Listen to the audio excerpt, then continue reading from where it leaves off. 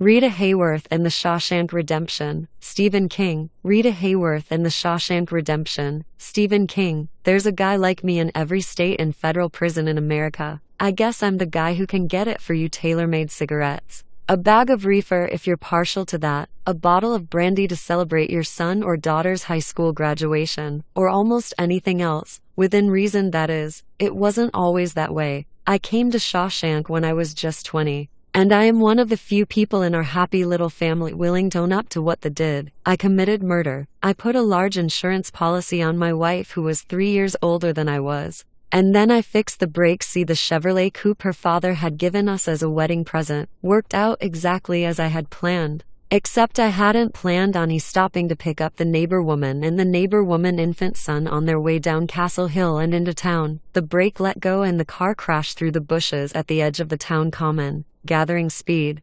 Bystanders said it must have been doing 50 or better when it hit the base of the Civil War statue and burst into flames. I also hadn't planned on getting caught, but caught I was. I got a season's pass into this place. Maine has no death penalty. But the district attorney saw to it that I was tried for all 3 deaths and given 3 life sentences, to run one after the other. That fixed up any chance of parole I might have for a long, long time. The judge called what I had done a hideous, heinous crime, and it was. But it is also in the past now. You can look it up in the yellowing files of the Castle Rock Call, where the big headlines announcing my conviction look sort of funny and antique next to the news of Hitler and Mussolini and FDR's alphabet soup agencies. Have I rehabilitated myself, you ask? I don't even know what that word means. At least as far as prisons and corrections go. I think it's a politician's word. It may have some other meaning, and it may be that I will have a chance to find out. But that is the future. Something cons teach themselves not to think about. I was young, good-looking, and from the poor side of town. I knocked up a pretty, sulky, headstrong girl who lived in one of the fine old houses on Carbine Street. Her father was agreeable to the marriage if I would take a job in the optical company he owned and work my way up. I found out that what he really had in mind was keeping me in his house and under his thumb. Like a disagreeable pet that has not quite been housebroken and which may bite. Enough hate eventually piled up to cause me to do what I did. Given a second chance I would not do it again. But I'm not sure that means I am rehabilitated. Anyway, it's not me I want to tell you about. I want to tell you about a guy named Andy Dufresne. But before I can tell you about Andy, I have to explain a few other things about myself. It won't take long. As I said, I've been the guy who can get it for you here at Shawshank for damn near 40 years, and that doesn't just mean contraband items like extra cigarettes or booze, although those items always top the list. But I've gotten thousands of other items from men doing time here,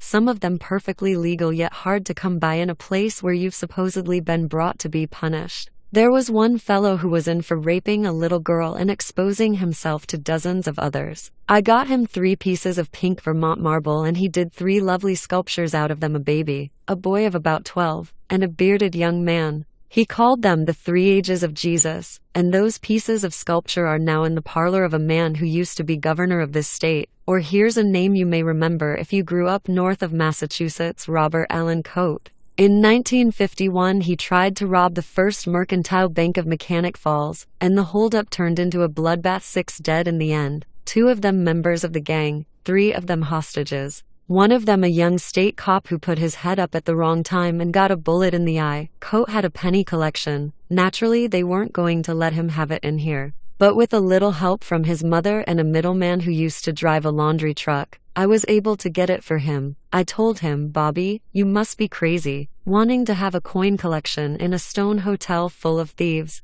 He looked at me and smiled and said, "I know where to keep them. They'll be safe enough. Don't you worry." And he was right. Bobby Coate died of a brain tumor in 1967, but that coin collection has never turned up. I've gotten men chocolates on Valentine's Day. I got 3 of those green milkshakes they serve at McDonald's around Steady Patty's Day for a crazy Irishman named O'Malley. I even arranged for a midnight showing of Deep Throat and The Devil and Miss Jones for a party of 20 men who had pooled their resources to rent the films, although I ended up doing a week in solitary for that little escapade. It's the risk you run when you're the guy who can get it. I've gotten reference books and fuck books, joke novelties like hand buzzers and itching powder. And on more than one occasion I've seen that a long-timer has gotten a pair of panties from his wife or his girlfriend, and I guess you'll know what guys in here do with such items during the long nights when time draws out like a blade. I don't get all those things gratis, and for some items the price comes high, but I don't do it just for the money. What good is money to me? I'm never going to own a Cadillac car or fly off to Jamaica for 2 weeks in February.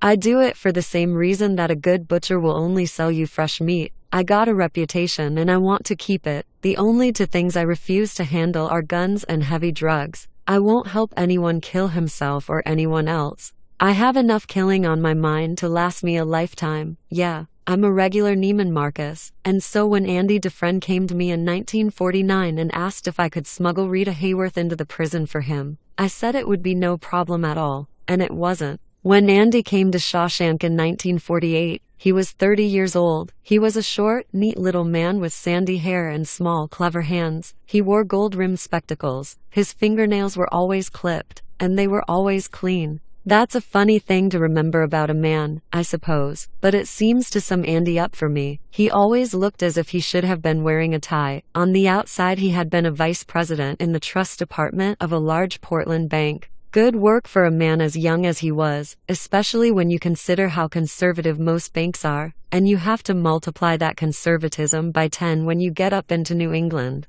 where folks don't like to trust a man with their money unless he's bald, limping, and constantly plucking at his pants to get his truss around straight. Andy was in for murdering his wife and her lover. As I believe I have said, everyone in prison is an innocent man. Oh, they read that scripture the way those holy rollers on TV read the book of Revelation. They were the victims of judges with hearts of stone and balls to match, or incompetent lawyers, or police frame-ups, or bad luck. They read the scripture, but you can see a different scripture in their faces. Most cons are a low sort, no good to themselves or anyone else, and their worst luck was that their mothers carried them to term. In all my years at Shawshank, there have been less than 10 men whom I believed when they told me they were innocent. Andy Dufresne was one of them, although I only became convinced of his innocence over a period of years. If I had been on the jury that heard his case in Portland Superior Court over 6 stormy weeks in 1947-48, I would have voted to convict. It was one hell of a case, all right, one of those juicy ones with all the right elements. There was a beautiful girl with society connections dead, a local sports figure also dead, and a prominent young businessman in the dock. There was this, plus all the scandal the newspapers could hint at. The prosecution had an open and shut case. The trial only lasted as long as it did because the DA was planning to run for the U.S. House of Representatives and he wanted John Q. Public to get a good long look at his fizz. It was a crackerjack legal circus, with spectators getting in line at 4 in the morning, despite the sub-zero temperatures, to assure themselves of a seat. The facts of the prosecution's case that Andy never contested were these: that he had a wife, Linda Collins Dufresne, that in June of 1947 she had expressed an interest in learning the game of golf at the Falmouth Hills Country Club, that she did indeed take lessons for months, that her instructor was the Falmouth Hills golf pro Glenn Quentin, that in late August of 1947 Andy learned that Quentin and his wife had become lovers, that Andy and Linda Dufresne argued bitterly on the afternoon of September 10, 1947, that the subject of their argument was her infidelity. He testified that Linda professed to be glad he knew. The sneaking around, she said, was distressing. She told Andy that she planned to obtain a Reno divorce. Andy told her he would see her in hell before he would see her in Reno. She went off to spend the night with Quentin in Quentin's rented bungalow not far from the golf course. The next morning his cleaning woman found both of them dead in bed. Each had been shot 4 times. It was that last fact that militated more against Andy than any of the others. The DA with the political aspirations made a great deal of it in his opening statement and his closing summation. Andrew Dufresne, he said, was not a wronged husband seeking a hot-blooded revenge against his cheating wife. That, the DA said, could be understood, if not condoned, but this revenge had been of a much colder type. Consider. The DA thundered at the jury. 4 and 4, not 6 shots, but 8. He had fired the gun empty, and then stopped to reload so he could shoot each of them again. 4 for him and 4 for her. The Portland Sun blared. The Boston Register dubbed him the Even Steven Killer. A clerk from the Wise pawn shop in Lewiston testified that he had sold a 6-shot .38 police special to Andrew Dufresne just 2 days before the double murder. A bartender from the country club bar testified that Andy had come in around 7 o'clock on the evening of September 10th, had tossed off 3 straight whiskeys in a 20-minute period. When he got up from the bar stool, he told the bartender that he was going up to Glenn Quinton's house and he, the bartender, could read about the rest of it in the papers. Another clerk, this one from the handy pick store a mile or so from Quinton's house, told the court that Dufresne had come in around 8:45 on that same night. He purchased cigarettes, 3 quarts of beer, and some dish towels. The county medical examiner testified that Quinton and the Dufresne woman had been killed between 11 o'clock p.m. and 2 o'clock a.m. on the night of September 10th 11th. The detective from the Attorney General's office who had been in charge of the case testified that there was a turnout less than 70 yards from the bungalow, and that on the afternoon of September 11th, 3 pieces of evidence had been removed from that turnout. First item, 2 empty quart bottles of Narragansett beer with the defendant's fingerprints on them. Second item, 12 cigarette ends, all Cools, the defendant's brand. Third item, a plaster moulage of a set of tire tracks exactly matching the tread and wear pattern of the tires on the defendant's 1947 Plymouth in the living room of Quinton's bungalow. 4 dish towels had been found lying on the sofa. There were bullet holes through them and powder burns on them. The detective theorized over the agonized objections of Andy's lawyer that the murderer had wrapped the towels around the muzzle of the murder weapon to muffle the sound of the gunshots. Andy Dufresne took the stand in his own defense and told his story calmly, coolly, and dispassionately. He said he had begun to hear distressing rumors about his wife and Glenn Quinton as early as the last week in July. In late August, he had become distressed enough to investigate a bit. On an evening when Linda was supposed to have gone shopping in Portland after her golf lesson, Andy had followed her and Quinton to Quinton's 2-story rented house, inevitably dubbed the Love Nest by the papers. He had parked in the turnout until Quinton drove her back to the country club where her car was parked, about 3 hours later. "Do you mean to tell this court that you followed your wife in your brand new Plymouth sedan?" the DA asked him on cross-examination. "I swapped cars for the evening with a friend," Andy said. And this cool admission of how well planned his investigation had been did him no good at all in the eyes of the jury. After returning the friend's car and picking up his own, he had gone home. Linda had been in bed, reading a book. He asked her how her trip to Portland had been. She replied that it had been fun, but she hadn't seen anything she liked well enough to buy. "That's when I knew for sure," Andy told the breathless spectators. He spoke in the same calm, remote voice in which he delivered almost all of his testimony. "What was your frame of mind in the 17 days between then and the night your wife was murdered?" Andy's lawyer asked him. "I was in great distress," Andy said calmly, coldly. Like a man reciting a shopping list, he said that he had considered suicide, and had even gone so far as to purchase a gun in Lewiston on September 8th. His lawyer then invited him to tell the jury what had happened after his wife left to meet Glenn Quinton on the night of the murders. Andy told them, and the impression he made was the worst possible. "I knew him for close to 30 years. And I can tell you he was the most self-possessed man I've ever known. What was right with him, he'd only give you a little at a time. What was wrong with him, he kept bottled up inside. If he ever had a dark night of the soul, as some writer or other has called it, you would never know. He was the type of man who, if he had decided to commit suicide, would do it without leaving a note, but not until his affairs had been put neatly in order. If he had cried on the witness stand, or if his voice had thickened and grown hesitant, even if he had started yelling at that Washington-bound district attorney, I don't believe he would have gotten the life sentence he wound up with. Even if he had of, he would have been out on parole by 1954. But he told his story like a recording machine, seeming to say to the jury, "This is it, take it or leave it." They left it. He said he was drunk that night, that he'd been more or less drunk since August 24th. And that he was a man who didn't handle his liquor very well. Of course, that by itself would have been hard for any jury to swallow. They just couldn't see this coldly self-possessed young man in the neat double-breasted 3-piece woolen suit ever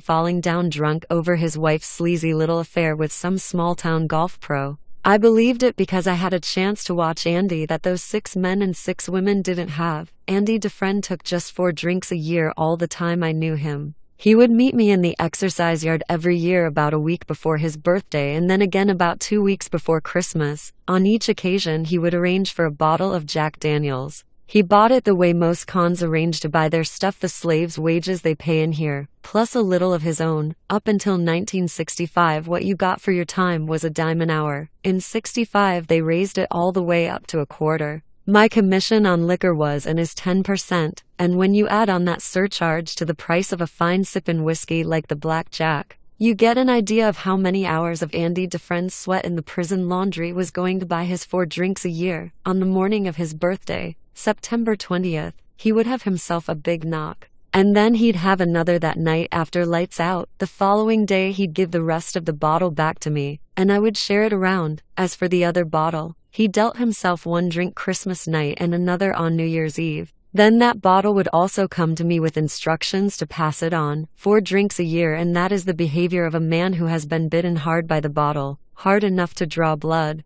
He told the jury that on the night of the 10th he had been so drunk he could only remember what had happened in little isolated snatches. He had gotten drunk that afternoon. I took on a double helping of Dutch courage, is how he put it, before taking on Linda. After she left to meet Quentin, he remembered deciding to confront them. On the way to Quentin's bungalow, he swung into the country club for a couple of quick ones. He could not, he said, remember telling the bartender he could read about the rest of it in the papers, or saying anything to him at all. He remembered buying beer and the handy pick, but not the dish towels. Why would I want dish towels? He asked, and one of the papers reported that 3 of the lady jurors shuddered. Later, much later, he speculated to me about the clerk who had testified on the subject of those dish towels. And I think it's worth jotting down what he said. Suppose that during their canvass for witnesses, Andy said one day in the exercise yard, they stumble on this fellow who sold me the beer that night. By then 3 days have gone by. The facts of the case have been broadsided in all the papers. Maybe they ganged up on the guy, 5 or 6 cops, plus the dick from the Attorney General's office, plus the DA's assistant. Memory is a pretty subjective thing, Red. They could have started out with, isn't it possible that he purchased 4 or 5 dish towels, and worked their way up from there? If enough people want you to remember something, that can be a pretty powerful persuader. I agreed that it could. But there's one even more powerful. Andy went on in that musing way of his. I think it's at least possible that he convinced himself. It was the limelight, reporters asking him questions, his picture in the papers, all topped, of course, by his star turn in court. I'm not saying that he deliberately falsified his story, or perjured himself. I think it's possible that he could have passed a lie detector test with flying colors, or sworn on his mother's sacred name that I bought those dish towels. But still, memory is such a goddamn subjective thing. I know this much, even though my own lawyer thought I had to be lying about half my story. He never bought that business about the dish towels. It's crazy on the face of it. I was pig drunk, too drunk to have been thinking about muffling the gunshots. If I'd done it, I just would have let them rip. He went up to the turnout and parked there. He drank beer and smoked cigarettes. He watched the lights downstairs in Quentin's place go out. He watched a single light go on upstairs, and 15 minutes later he watched that one go out. He said he could guess the rest. Mr. Dufresne, did you then go up to Glenn Quentin's house and kill the 2 of them? His lawyer thundered. No, I did not, Andy answered. By midnight, he said, he was sobering up. He was also feeling the first signs of a bad hangover. He decided to go home and sleep it off and think about the whole thing in a more adult fashion the next day. At that time, as I drove home, I was beginning to think that the wisest course would be to simply let her go to Reno and get her divorce. Thank you, Mr. Dufresne. The DA popped up. You divorced her in the quickest way you could think of, didn't you? You divorced her with a .38 revolver wrapped in dish towels, didn't you? No, sir, I did not, Andy said calmly. And then you shot her lover.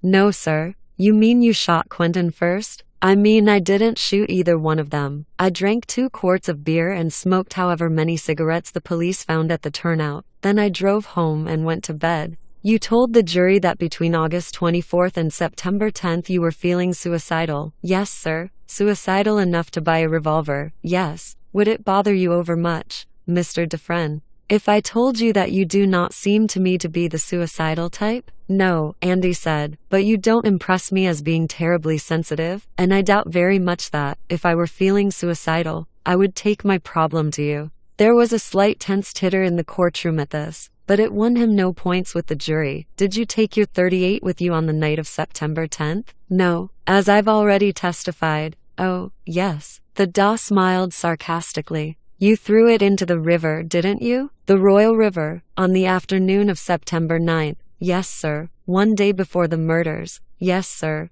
That's convenient, isn't it? It's neither convenient nor inconvenient, only the truth. I believe you heard Lieutenant Mincher's testimony? Mincher had been in charge of the party which had dragged the stretch of the Royal near Pond Road Bridge, from which Andy had testified he had thrown the gun. The police had not found it. Yes, sir. You know I heard it. Then you heard him tell the court that they found no gun, although they dragged for 3 days. That was rather convenient too, wasn't it? Convenience aside, it's a fact that they didn't find the gun, Andy responded calmly. But I should like to point out to both you and the jury that the Pond Road Bridge is very close to where the Royal River empties into the Bay of Yarmouth. The current is strong. The gun may have been carried out into the bay itself. And so no comparison can be made between the riflings on the bullets taken from the bloodstained corpses of your wife and Mr. Glenn Quentin and the riflings on the barrel of your gun. That's correct, isn't it, Mr. Dufresne? Yes. That's also rather convenient,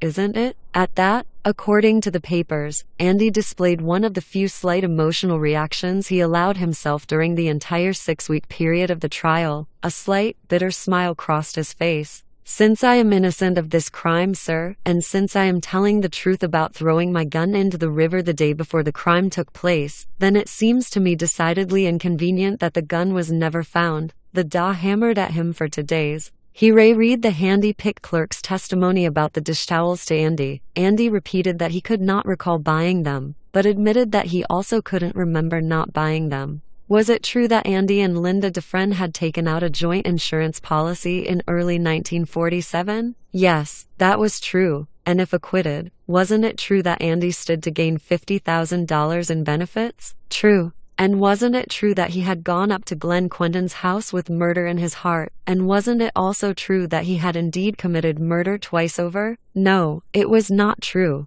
Then what did he think had happened? Since there had been no signs of robbery? I have no way of knowing that, sir, Andy said quietly. The case went to the jury at 1:00 p.m. on a snowy Wednesday afternoon. The 12 jurymen and women came back in at 3:30. The bailiff said they would have been back earlier, but they had held off in order to enjoy a nice chicken dinner from Bentley's restaurant at the county's expense. They found him guilty, and brother, if Maine had the death penalty, he would have done the air dance before that spring's crocuses poked their heads out of the snow. The DA had asked him what he thought had happened, and Andy slipped the question, but he did have an idea, and I got it out of him late one evening in 1955. It had taken those 7 years for us to progress from nodding acquaintances to fairly close friends, but I never felt really close to Andy until 1960 or so, and I believe I was the only one who ever did get really close to him, both being long-timers. We were in the same cell block from beginning to end, although I was halfway down the corridor from him. What do I think? He laughed, but there was no humor in the sound. I think there was a lot of bad luck floating around that night. More than could ever get together in the same short span of time again. I think it must have been some stranger, just passing through. Maybe someone who had a flat tire on that road after I went home. Maybe a burglar. Maybe a psychopath. He killed them. That's all. And I'm here, as simple as that. And he was condemned to spend the rest of his life in Shawshank, or the part of it that mattered. 5 years later he began to have parole hearings. And he was turned down just as regular as clockwork in spite of being a model prisoner. Getting a pass out of Shawshank when you've got murder stamped on your admittance slip is slow work. As slow as a river eroding a rock. 7 men sit on the board. 2 more than at most state prisons, and every one of those 7 has an ass as hard as the water drawn up from a mineral spring well. You can't buy those guys. You can't sweet talk them. You can't cry for them. As far as the board in here is concerned. Money don't talk, and nobody walks. There were other reasons in Andy's case as well, but that belongs a little further along in my story. There was a trustee, name of Kendricks, who was into me for some pretty heavy money back in the 50s. And it was 4 years before he got it all paid off. Most of the interest he paid me was information in my line of work. You're dead if you can't find ways of keeping your ear to the ground. This Kendricks, for instance, Had access to records I was never going to see running a stamper down in the goddamn plate shop. Kendricks told me that the parole board vote was 7-0 against Andy Dufresne through 1957, 6-1 in 58, 7-0 again in 59, and 5-2 in 60. After that I don't know. But I do know that 16 years later he was still in cell 14 of cell block 5. By then, 1975, he was 57. They probably would have gotten big-hearted and let him out around 1983. They give you life, and that's what they take, all of it that counts.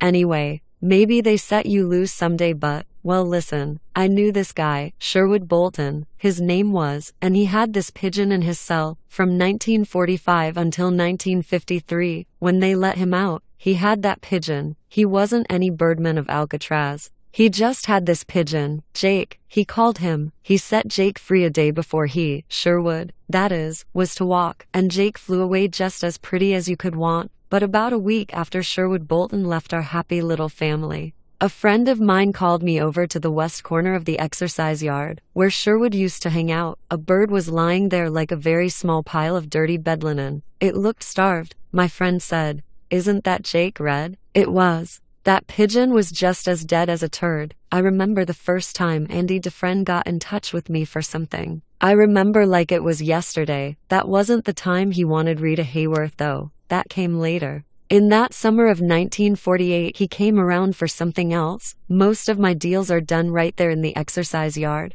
And that's where this one went down. Our yard is big. Much bigger than most. It's a perfect square. 90 yards on a side. The north side is the outer wall, with a guard tower at either end. The guards up there are armed with binoculars and riot guns. The main gate is in that north side. The truck loading bays are on the south side of the yard. There are 5 of them. Shawshank is a busy place during the work week. Deliveries in, deliveries out. We have the license plate factory, and a big industrial laundry that does all the prison wet wash, plus that of Kittery Receiving Hospital and the Elliott Nursing Home. There's also a big automotive garage where mechanic inmates fix prison, state, and municipal vehicles, not to mention the private cars of the screws, the administration officers, and on more than one occasion, those of the parole board. The east side is a thick stone wall full of tiny slit windows. Cell block 5 is on the other side of that wall. The west side is administration and the infirmary. Shawshank has never been as overcrowded as most prisons.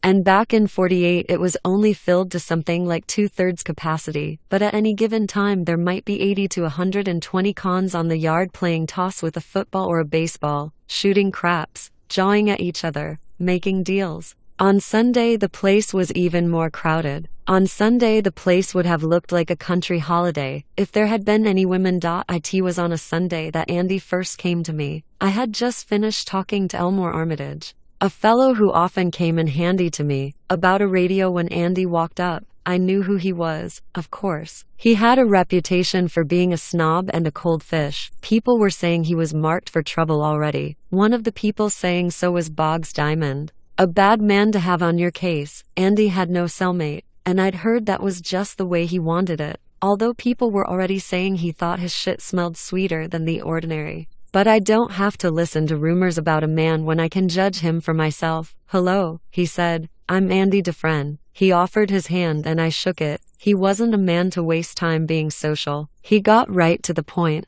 "I understand that you're a man who knows how to get things." I agreed that I was able to locate certain items from time to time. "How do you do that?" Andy asked. "Sometimes," I said. "Things just seem to come into my hand. I can't explain it. Unless it's because I'm Irish." He smiled a little at that. "I wonder if you could get me a rock hammer. What would that be? And why would you want it?" Andy looked surprised. "Do you make motivations a part of your business?" With words like those I could understand how he had gotten a reputation for being the snobby sort, the kind of guy who likes to put on airs, but I sensed a tiny thread of humor in his question. "I'll tell you," I said, "if you wanted a toothbrush. I wouldn't ask questions. I'd just quote you a price, because a toothbrush, you see, is a non-lethal sort of an object. You have strong feelings about lethal objects?" "I do." An old friction-taped baseball flew toward us and he turned, cat-quick, and picked it out of the air. It was a move Frank Malzoni would have been proud of. Andy flicked the ball back to where it had come from, just a quick and easy-looking flick of the wrist,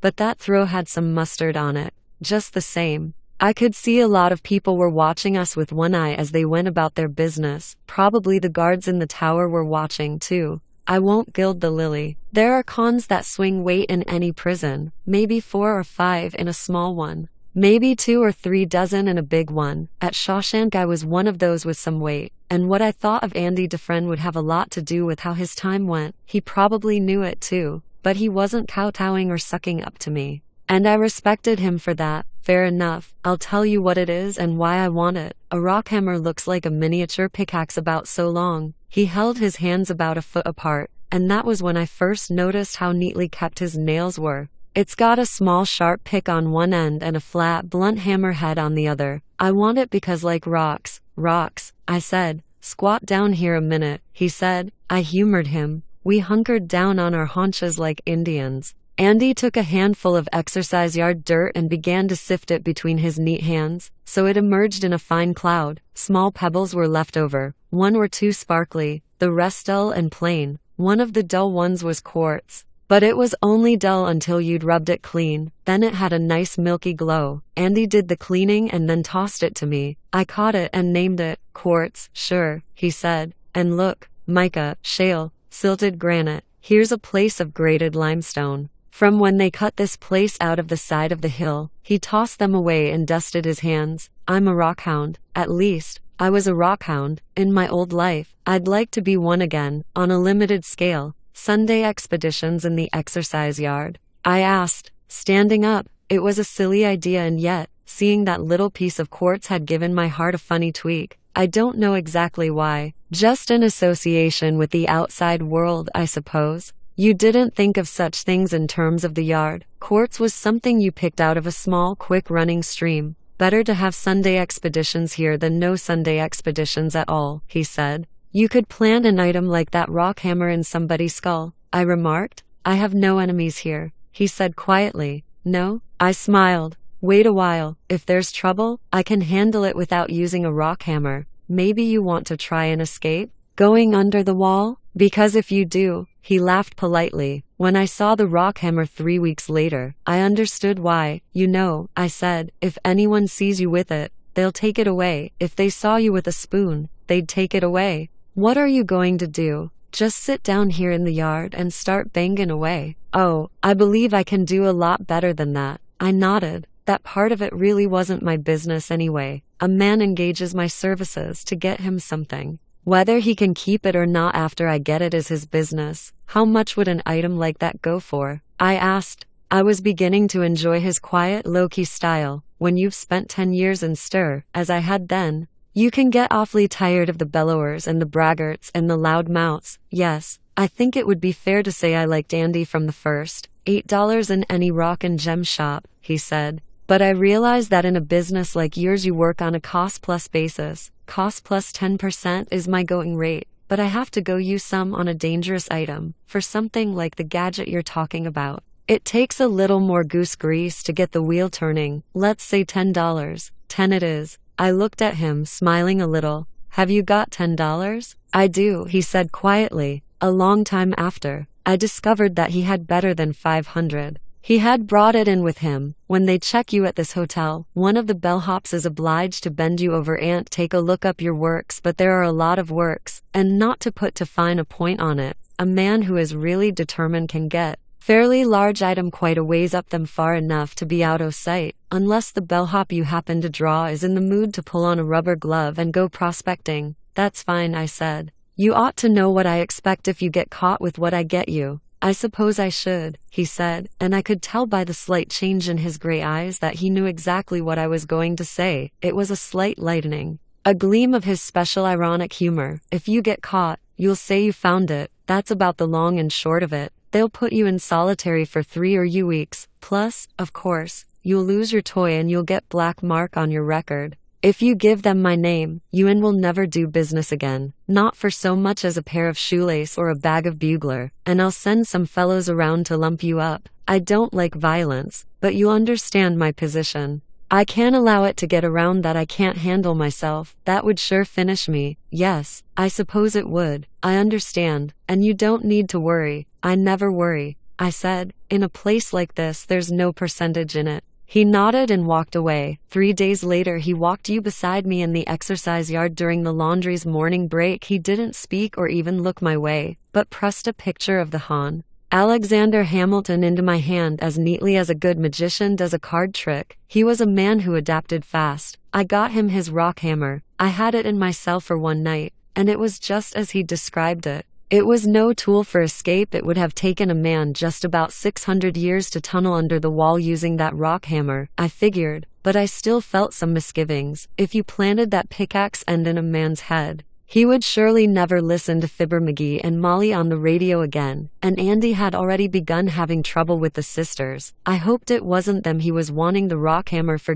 In the end, I trusted my judgment. Early the next morning, 20 minutes before the wake-up horn went off, I slipped the rock hammer and a package of Camels to Ernie, the old trustee who swept the cell block 5 corridors until he was let free in 1956. He slipped it into his tunic without a word. And I didn't see the rock hammer again for 19 years, and by then it was damn near worn away to nothing. The following Sunday Andy walked over to me in the exercise yard again. He was nothing to look at that day, I can tell you. His lower lip was swelled up so big it looked like a summer sausage. His right eye was swollen half shut, and there was an ugly washboard scrape across one cheek. He was having his troubles with the sisters, all right, but he never mentioned them. "Thanks for the tool," he said, and walked away. I watched him curiously. He walked a few steps, saw something in the dirt, bent over, and picked it up. It was a small rock. Prison fatigues, except for those worn by mechanics when they're on the job, have no pockets, but there are ways to get around that. The little pebble disappeared up Andy's sleeve and didn't come down. I admired that, and I admired him. In spite of the problems he was having, he was going on with his life. There are thousands who don't or won't or can't, and plenty of them aren't in prison either. And I noticed that, although his face looked as if a twister had happened to it, his hands were still neat and clean, the nails well kept. I didn't see much of him over the next 6 months. Andy spent a lot of that time in solitary. A few words about the sisters.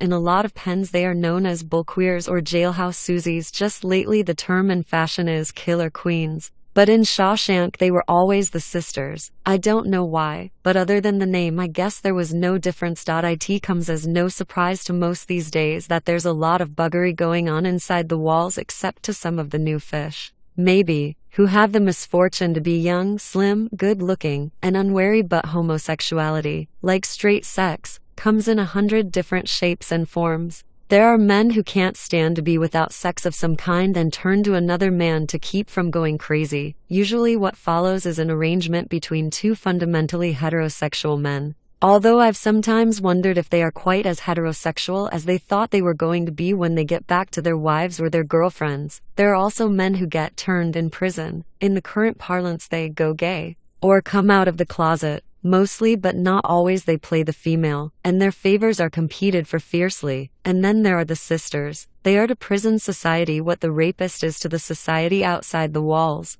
They're usually long-timers, doing hard bullets for brutal crimes. Their prey is the young, the weak, and the inexperienced, or as in the case of Andy Dufresne, the weak-looking. Their hunting grounds are the showers, the cramped, tunnel-like areaway behind the industrial washers and the laundry, sometimes the infirmary. On more than one occasion rape has occurred in the closet-sized projection booth behind the auditorium. Most often what the sisters take by force they could have had for free, if they wanted it that way. Those who have been turned always seem to have crushes on one sister or another, like teenage girls with their Sinatras, Presleys, or Redfords. But for the sisters, the joy has always been in taking it by force, and I guess it always will be, because of his small size and fair good looks, and maybe also because of that very quality of self-possession I had admired. The sisters were after Andy from the day he walked in. If this was some kind of fairy story, I'd tell you that Andy fought the good fight until they left him alone. I wish I could say that, but I can't. Prison is no fairy tale world. The first time for him was in the shower less than 3 days after he joined our happy Shawshank family. Just a lot of slap and tickle that time. I understand. They like to size you up before they make their real move. Like jackals finding out if the prey is as weak and hamstring as it looks, Andy punched back and bloodied the lip of a big, hulking sister named Boggs Diamond, gone these many years since to who knows where. A guard broke it up before it could go any further. But Boggs promised to get him and Boggs did. The second time was behind the washers in the laundry. A lot has gone on in that long, dusty, and narrow space over the years. The guards know about it and just let it be. It's dim and littered with bags of washing and bleaching compound, drums of Hex-like catalyst, as harmless as salt if your hands are dry, murderous as battery acid if they're wet. The guards don't like to go back there. There's no room to maneuver. And one of the first things they teach them when they come to work in a place like this is to never let the cons get you in a place where you can't back up. Boggs wasn't there that day, but Henley Backus, who had been washroom foreman down there since 1922,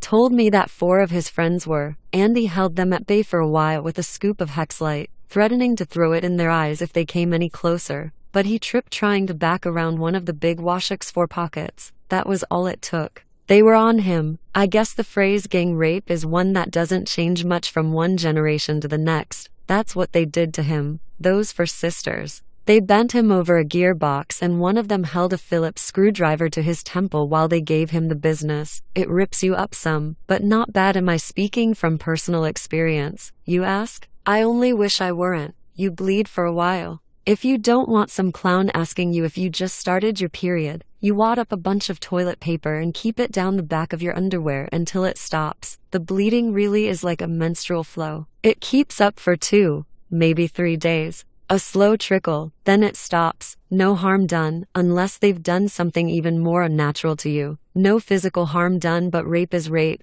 and eventually you have to look at your face in the mirror again and decide what to make of yourself. Andy went through that alone, the way he went through everything alone in those days. He must have come to the conclusion that others before him had come to, namely, that then are only 2 ways to deal with the sisters. Fight them and get taken, or just get taken. He decided to fight. When Boggs and 2 of his buddies came after him a week or so after the laundry incident, I heard you go broken, Boggs said, according to Ernie, who was around at the time. Andy slugged it out with them. He broke the nose of fellow named Rooster McBride, a heavy-gutted farmer who is for beating his stepdaughter to death. Rooster died in here. I'm happy to add, they took him, all 3 of them, when it was done. Rooster and the other egg, it might have been Pete Verns's, but I'm no completely sure, forced Andy down to his knees. Boggs Diamond stepped in front of him. He had a pearl-handled razor in those days with the words Diamond Pearl engraved on both sides of the grip. He opened it and said, I'm gonna open my fly now, Mr. Man, and you're going to swallow what I give you to swallow. And when you done swallowed mine, you're gonna swallow Rooster's. I guess you done broke his nose and I think he ought to have something to pay for it, Andy said. Anything of yours that you stick in my mouth, you're going to lose it. Boggs looked at Andy like he was crazy. Ernie said, no. He told Andy, talking to him slowly, like Andy was stupid kid. You didn't understand what I said. You do anything like that and I'll put all 8 inches of this steel into your ear. Get it? I understood what you said. I don't think you understood me. I'm going to bite whatever you stick into my mouth. You can put that razor into my brain, I guess, but you should know that sudden serious brain injury causes the victim to simultaneously urinate, defecate, and bite down. He looked up at Boggs, smiling that little smile of his. Old Ernie said, as if the 3 of them had been discussing stocks and bonds with him instead of throwing it to him just as hard as they could. Just as if he was wearing one of his 3-piece banker's suits instead of kneeling on a dirty broom closet floor with his pants around his ankles and blood trickling down the insides of his thighs. In fact, he went on, I understand that the bite reflex is sometimes so strong that the victim's jaws have to be pried open with a crowbar or a jackhandle. Boggs didn't put anything in Andy's mouth that night in late February of 1948, and neither did Rooster McBride. And so far as I know, no one else ever did either. What the 3 of them did was to beat Andy within an inch of his life, and all 4 of them ended up doing a jolt in solitary. Andy and Rooster McBride went by way of the infirmary. How many times did that particular crew have at him? I don't know. I think Rooster lost his taste fairly early on. Being in nose splints for a month can do that to a fellow, and Boggs Diamond left off that summer, all at once. That was a strange thing. Boggs was found in his cell, badly beaten, one morning in early June. When he didn't show up in the breakfast nose count, he wouldn't say who had done it, or how they had gotten to him. But being in my business, I know that a screw can be bribed to do almost anything except get a gun for an inmate. They didn't make big salaries then, and they don't now, and in those days there was no electronic locking system, no closed-circuit TV, no master switches which controlled whole areas of the prison. Back in 1948, each cell block had its own turnkey. A guard could have been bribed real easy to let someone, maybe 2 or 3 someones into the block, and yes, even into Diamond's cell.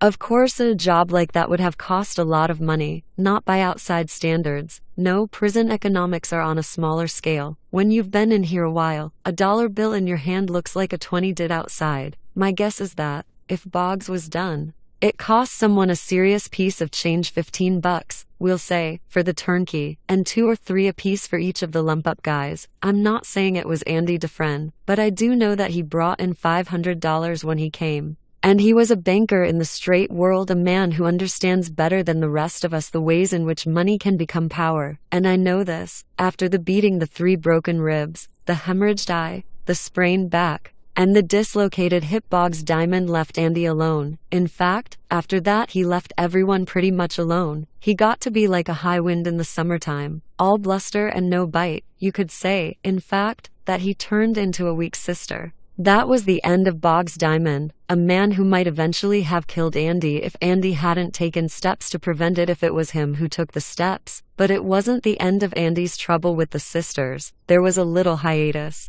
And then it began again, although not so hard or so often. Jackals like easy prey, and there were easier pickings around than Andy Dufresne. He always fought them. That's what I remember. He knew, I guess, that if you let them have at you even once without fighting, it got that much easier to let them have their way without fighting next time. So Andy would turn up with bruises on his face every once in a while. And there was the matter of the 2 broken fingers 6 or 8 months after Diamond's beating. Oh yes, and sometime in late 1949, the man landed in the infirmary with a broken cheekbone that was probably the result of someone swinging a nice chunk of pipe with the business end wrapped in flannel. He always fought back, and as a result, he did his time in solitary. But I don't think solitary was the hardship for Andy that it was for some men. He got along with himself. The sisters was something he adjusted himself to, and then, in 1950, it stopped almost completely. That is a part of my story that I'll get to in due time.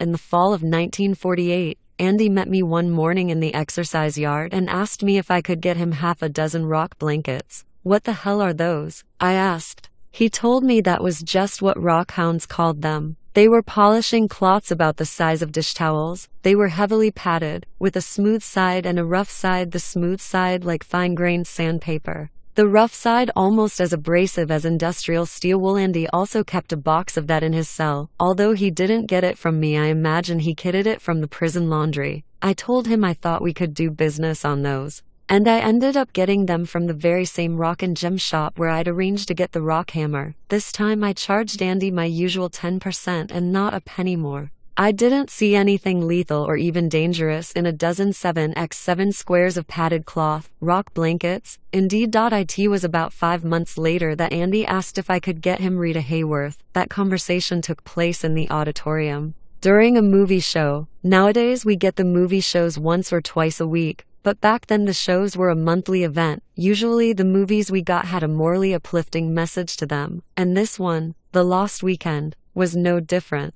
The moral was that it's dangerous to drink. It was a moral we could take some comfort in. Andy maneuvered to get next to me, and about halfway through the show he leaned a little closer and asked if I could get him Rita Hayworth. I'll tell you the truth. It kind of tickled me. He was usually cool, calm, and collected. But that night he was jumpy as hell, almost embarrassed. As if he was asking me to get him a load of Trojans or one of those sheepskin-lined gadgets that are supposed to enhance your solitary pleasure. As the magazines put it, he seemed overcharged, a man on the verge of blowing his radiator. I can get her, I said.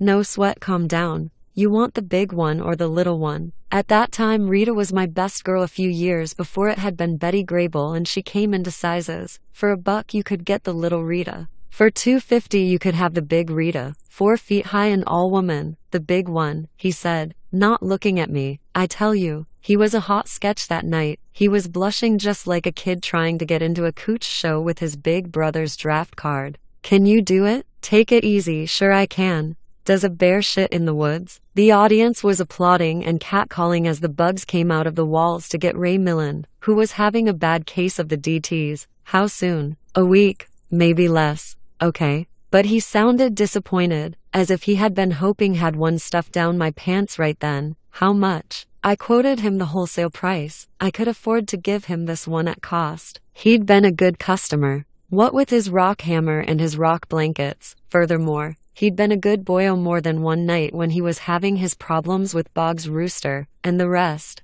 I wondered how long it would be before it used the rock hammer to crack someone's head open. Posters are a big part of my business. Just behind the booze and cigarettes, usually half a step ahead of the reefer. In the 60s, the business exploded in every direction, with a lot of people wanting funky hang-ups like Jimi Hendrix, Bob Dylan, that Easy Rider poster. But mostly it's girls, one pin-up queen after another. A few days after Andy spoke to me, a laundry driver I did business with back then brought in better than 60 posters, most of them Rita Hayworth's. You may even remember the picture. Sure do. Rita is dressed sort of in a bathing suit, one hand behind her head, her eyes half closed, those full, sulky red lips parted. They called it Rita Hayworth, but they might as well have called it Woman in Heat. The prison administration knows about the black market, in case you were wondering. Sure they do. They probably know almost much about my business as I do myself. They live with it because they know that a prison is like a big pressure cooker, and there has to be vents somewhere to let off steam. They make the occasion bust. And I've done time in solitary a time or three over the year, but when it's something like posters, they wink, live and let live. And when a big Rita Hayworth went up in some fishy's cell, the assumption was that it came in the mail from a friend or a relative. Of course, all the care packages from friends and relatives are opened and the contents inventoried. But who goes back and rechecks the inventory sheets for something as harmless as a Rita Hayworth or Ava Gardner pin-up? When you're in a pressure cooker, you learn to live and let live, or somebody will carve you a brand new mouth just above the Adam's apple. You learn to make allowances. It was Ernie again who took the poster up to Andy's cell, 14, from my own 6, and it was Ernie who brought back the note, written in Andy's careful hand, just one word, thanks. A little while later, as they filed us out for morning chow, I glanced into his cell and saw Rita over his bunk in all her swimsuited glory, one hand behind her head, her eyes half closed, those soft, satiny lips parted. It was over his bunk where he could look at her nights after lights out, in the glow of the arc sodiums in the exercise yard. But in the bright morning sunlight, there were dark slashes across her face, the shadow of the bars on his single slit window. Now I'm going to tell you what happened in mid-May of 1950 that finally ended Andy's 3-year series of skirmishes with the sisters. It was also the incident which eventually got him out of the laundry and into the library, where he filled out his work time until he left our happy little family earlier this year. You may have noticed how much of what I've told you already is hearsay. Someone saw something and told me, and I told you. Well, in some cases I've simplified it even more than it really was, and have repeated or will repeat fourth or fifth-hand information. That's the way it is here. The grapevine is very real, and you have to use it if you're going to stay ahead. Also, of course, you have to know how to pick out the grains of truth from the chaff of lies, rumors, and wish-it-had-beens. You may also have gotten the idea that I'm describing someone who's more legend than man, and I would have to agree that there's some truth to that.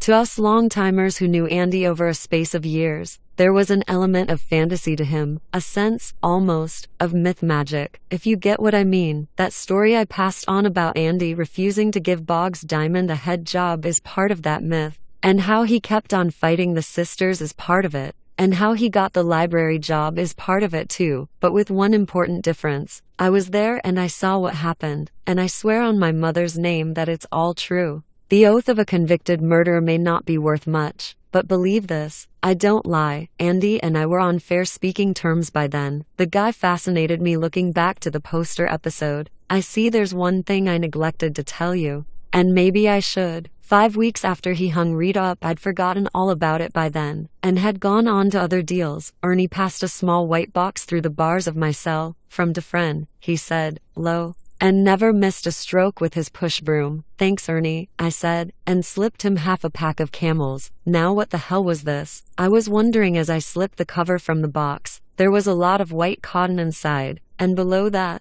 I looked for a long time. For a few minutes it was like I didn't even dare touch them. They were so pretty. There's a crying shortage of pretty things in the slam, and the real pity of it is that a lot of men don't even seem to miss them. There were 2 pieces of quartz in that box, both of them carefully polished. They had been chipped into driftwood shapes. There were little sparkles of iron parites in them like flecks of gold. If they hadn't been so heavy, they would have served as a fine pair of men's cufflinks. They were that close to being a match set. How much work went into creating those 2 pieces? Hours and hours after lights out. I knew that. First the chipping and shaping, and then the almost endless polishing and finishing with those rock blankets. Looking at them, I felt the warmth that any man or woman feels when he or she is looking at something pretty. Something that has been worked and made. That's the thing that really separates us from the animals, I think, and I felt something else too, a sense of awe for the man's brute persistence. But I never knew just how persistent Andy Dufresne could be until much later.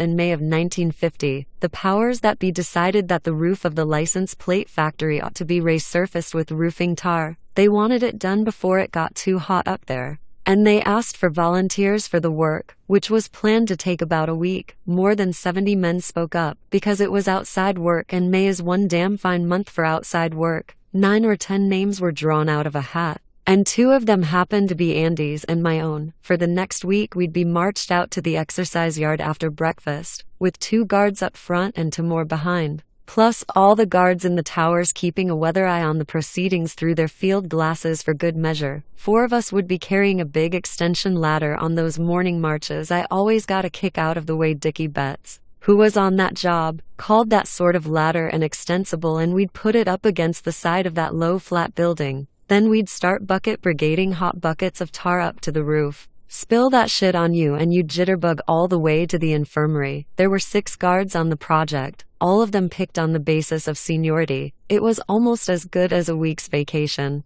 because instead of sweating it out in the laundry or the plate shop or standing over a bunch of cons cutting pulp or brush somewhere out in the willywags, they were having a regular May holiday in the sun, just sitting there with their backs up against the low parapet, shooting the bull back and forth. They didn't even have to keep more than half an eye on us, because the south wall sentry post was close enough so that the fellows up there could have spit their chews on us if they'd wanted to. If anyone on the roof ceiling party had made one funny move, it would take 4 seconds to cut him smack into with 45 caliber machine gun bullets. So those screws just sat there and took their ease. All they needed was a couple of 6-packs buried in crushed ice, and they would have been the lords of all creation. One of them was a fellow named Byron Hadley, and in that year of 1950, he'd been at Shawshank longer than I had, longer than the last 2 wardens put together. As a matter of fact, the fellow running the show in 1950 was a prissy-looking downy-ass Yankee named George Dunahy. He had a degree in penal administration. No one liked him, as far as I could tell, except the people who had gotten him his appointment. I heard that he was only interested in 3 things: compiling statistics for a book which was later published by a small New England outfit called Light Side Press, where he probably had to pay to have it done, which team won the intramural baseball championship each September, and getting a death penalty law passed in Maine. A regular bear for the death penalty was George Dunahy. He was fired from the job in 1953. When it came out, he was running a discount auto repair service down in the prison garage and splitting the profits with Byron Hadley and Greg Stammes. Hadley and Stammes came out of that one okay. They were old hands at keeping their asses covered, but Dunahy took a walk. No one was sorry to see him go, but nobody was exactly pleased to see Greg Stammes step into his shoes either. He was a short man with a tight, hard gut and the coldest brown eyes you ever saw. He always had a painful, pursed little grin on his face, as if he had to go to the bathroom and couldn't quite manage it. During Stammes's tenure as warden, there was a lot of brutality at Shawshank, and although I have no proof, I believe there were maybe half a dozen moonlight burials in the stand of scrub forest that lies east of the prison. Dunahy was bad, but Greg Stammes was a cruel, wretched, cold-hearted man. He and Byron Hadley were good friends. As warden, George Dunahy was nothing but a posturing figurehead. It was Stammes, and through him, Hadley, who actually administered the prison. Hadley was a tall, shambling man with thinning red hair, He sunburned easily and he talked loud, and if you didn't move fast enough to suit him, he'd clout you with his stick. On that day, our third on the roof, he was talking to another guard named Mert and Twistle. Hadley had gotten some amazingly good news, so he was griping about it. That was his style. He was a thankless man with not a good word for anyone, a man who was convinced that the whole world was against him. The world had cheated him out of the best years of his life, and the world would be more than happy to cheat him out of the rest. I have seen some screws that I thought were almost saintly, and I think I know why that happens. They are able to see the difference between their lives, poor and struggling as they might be, and the lives of the men they are paid by the state to watch over. These guards are able to formulate a comparison concerning pain. Others can't, or won't. For Byron Hadley there was no basis of comparison. He could sit there, cool and at his ease under the warm May sun, and find the gall to mourn his own good luck while less than 10 feet away a bunch of men were working and sweating and burning their hands on great big buckets filled with bubbling tar. Men who had to work so hard in their ordinary round of days that this looked like a respite. You may remember the old question, the one that's supposed to define your outlook on life when you answer it. For Byron Hadley the answer would always be half empty. The glass is half empty, forever and ever, amen. If you gave him a cool drink of apple cider, he'd think about vinegar. If you told him his wife had always been faithful to him, he'd tell you it was because she was so damn ugly.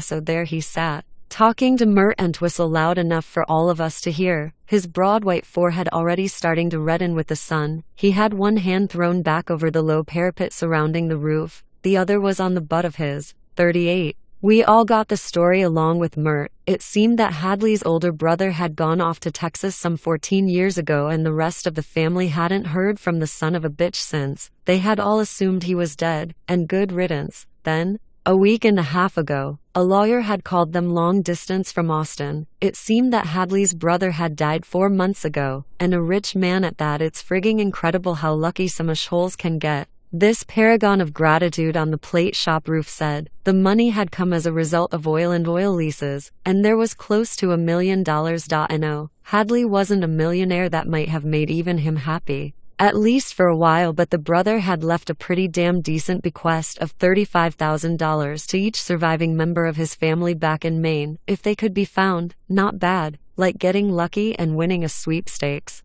But to Byron Hadley the glass was always half empty. He spent most of the morning bitching to Mert about the bite that the goddamn government was going to take out of his windfall. They'll leave me about enough to buy a new car with, he allowed. And then what happens? You have to pay the damn taxes on the car, and the repairs and maintenance. You got your goddamn kids pestering you to take 'em for a ride with the top down, and to drive it, if they're old enough, Mert said. Old Mert and Twistle knew which side his bread was buttered on, and he didn't say what must have been as obvious to him as to the rest of us. If that money's worrying you so bad, Byron old kid old sock, I'll just take it off your hands. After all, what are friends for? That's right, wanting to drive it, wanting to learn to drive on it, for Chrissick, Byron said with a shudder. Then what happens at the end of the year? If you figured the tax wrong and you don't have enough left over to pay the overdraft, you got to pay out of your own pocket, or maybe even borrow it from one of those kikey loan agencies, and they audit you anyway. You know, it don't matter. And when the government audits you, they always take more. Who can fight Uncle Sam? He puts his hand inside your shirt and squeezes your tit until it's purple, and you end up getting the short end. Christ. He lapsed into a morose silence, thinking of what terrible bad luck he'd had to inherit that $35,000. Andy Dufresne had been spreading tar with a big pad brush less than 15 feet away, and now he tossed it into his pail and walked over to where Mert and Hadley were sitting. We all tightened up, and I saw one of the other screws, Tim Youngblood, drag his hand down to where his pistol was holstered. One of the fellows in the sentry tower struck his partner on the arm, and they both turned too. For one moment I thought Andy was going to get shot, or clubbed, or both. Then he said, very softly, to Hadley, "Do you trust your wife?" Hadley just stared at him. He was starting to get red in the face, and I knew that was a bad sign. In about 3 seconds he was going to pull his billy and give Andy the butt end of it right in the solar plexus, where that big bundle of nerves is. A hard enough hit there can kill you, but they always go for it. If it doesn't kill you, it will paralyze you long enough to forget whatever cute move it was that you had planned. Boy, Hadley said, I'll give you just one chance to pick up that pad, and then you're going off this roof on your head. Andy just looked at him, very calm and still. His eyes were like ice. It was as if he hadn't heard, and I found myself wanting to tell him how it was. To give him the crash course. The crash course is you never let on that you hear the guards talking. You never try to horn in on their conversation unless you're asked, and then you always tell them just what they want to hear and shut up again. Black man, white man, red man, yellow man. In prison it doesn't matter because we've got our own brand of equality. In prison every con's a nigger, and you have to get used to the idea if you intend to survive men like Hadley and Greg Stammas, who really would kill you just as soon as look at you. When you're in stir you belong to the state, and if you forget it, woe is you. I've known men who've lost eyes, men who've lost toes and fingers. I knew one man who lost the tip of his penis and counted himself lucky that was all he lost. I wanted to tell Andy that it was already too late. He could go back and pick up his brush, and there would still be some big lug waiting for him in the showers that night, ready to Charlie horse both of his legs and leave him writhing on the cement. You could buy a lug like that for a pack of cigarettes or 3 baby roots. Most of all, I wanted to tell him not to make it any worse than it already was. What I did was to keep on running tar out onto the roof as if nothing at all was happening. Like everyone else, I look after my own ass first. I have to. It's cracked already. And in Shawshank there have always been Hadleys willing to finish the job of breaking it. Andy said, maybe I put it wrong. Whether you trust her or not is immaterial. The problem is whether or not you believe she would ever go behind your back, try to hamstring you. Hadley got up, Mert got up, Tim Youngblood got up. Hadley's face was as red as the side of a fire barn. Your only problem, he said, is going to be how many bones you still got unbroken. You can count them in the infirmary. Come on, Mert, we're throwing this sucker over the side. Tim Youngblood drew his gun. The rest of us kept tarring like mad. The sun beat down. They were going to do it. Hadley and Mert were simply going to pitch him over the side. Terrible accident. Defren, prisoner 8143 Shenke, was taking a couple of empties down and slipped on the ladder. Too bad. They laid hold of him. Mert on the right arm, Hadley on the left. Andy didn't resist. His eyes never left Hadley's red, horsey face. If you've got your thumb on her, Mr. Hadley, he said in that same calm, composed voice, there's not a reason why you shouldn't have every cent of that money. Final score, Mr. Byron Hadley 35,000. Uncle Sam zip. Mert started to drag him toward the edge. Hadley just stood there. For a moment Andy was like a rope between them in a tug-of-war game. Then Hadley said, hold on 1 second. Mert,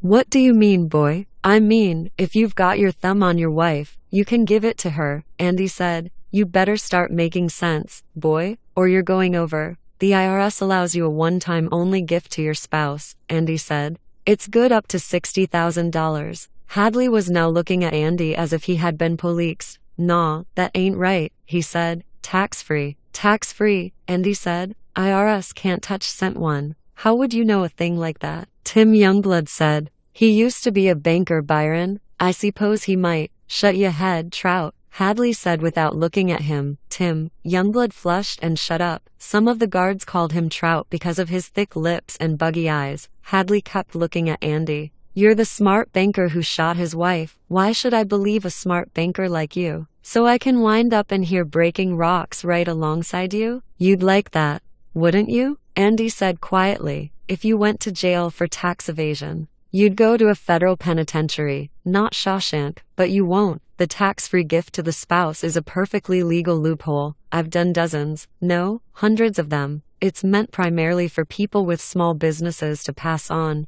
or for people who come into one-time-only windfalls, like yourself. I think you're lying, Hadley said, but he didn't. You could see he didn't. There was an emotion dawning on his face, something that was grotesque overlying that long, ugly countenance and that receding, sunburned brow, an almost obscene emotion when seen on the features of Byron Hadley. It was hope. No, I'm not lying. There's no reason why you should take my word for it either. Engage a lawyer. Ambulance chasing highway robbing cocksuckers, Hadley cried. Andy shrugged. Then go to the IRS. They'll tell you the same thing for free. Actually, you don't need me to tell you at all. You would have investigated the matter for yourself. You're fucking A. I don't need any smart wife-killing banker to show me where the bear shit in the buckwheat. You'll need a tax lawyer or a banker to set up the gift for you, and that will cost you something, Andy said. Or, if you were interested, I'd be glad to set it up for you nearly free of charge. The price would be 3 beers apiece for my co-workers. Co-workers, Mert said, and let out a rusty guffaw. He slapped his knee. A real knee slapper was old Mert.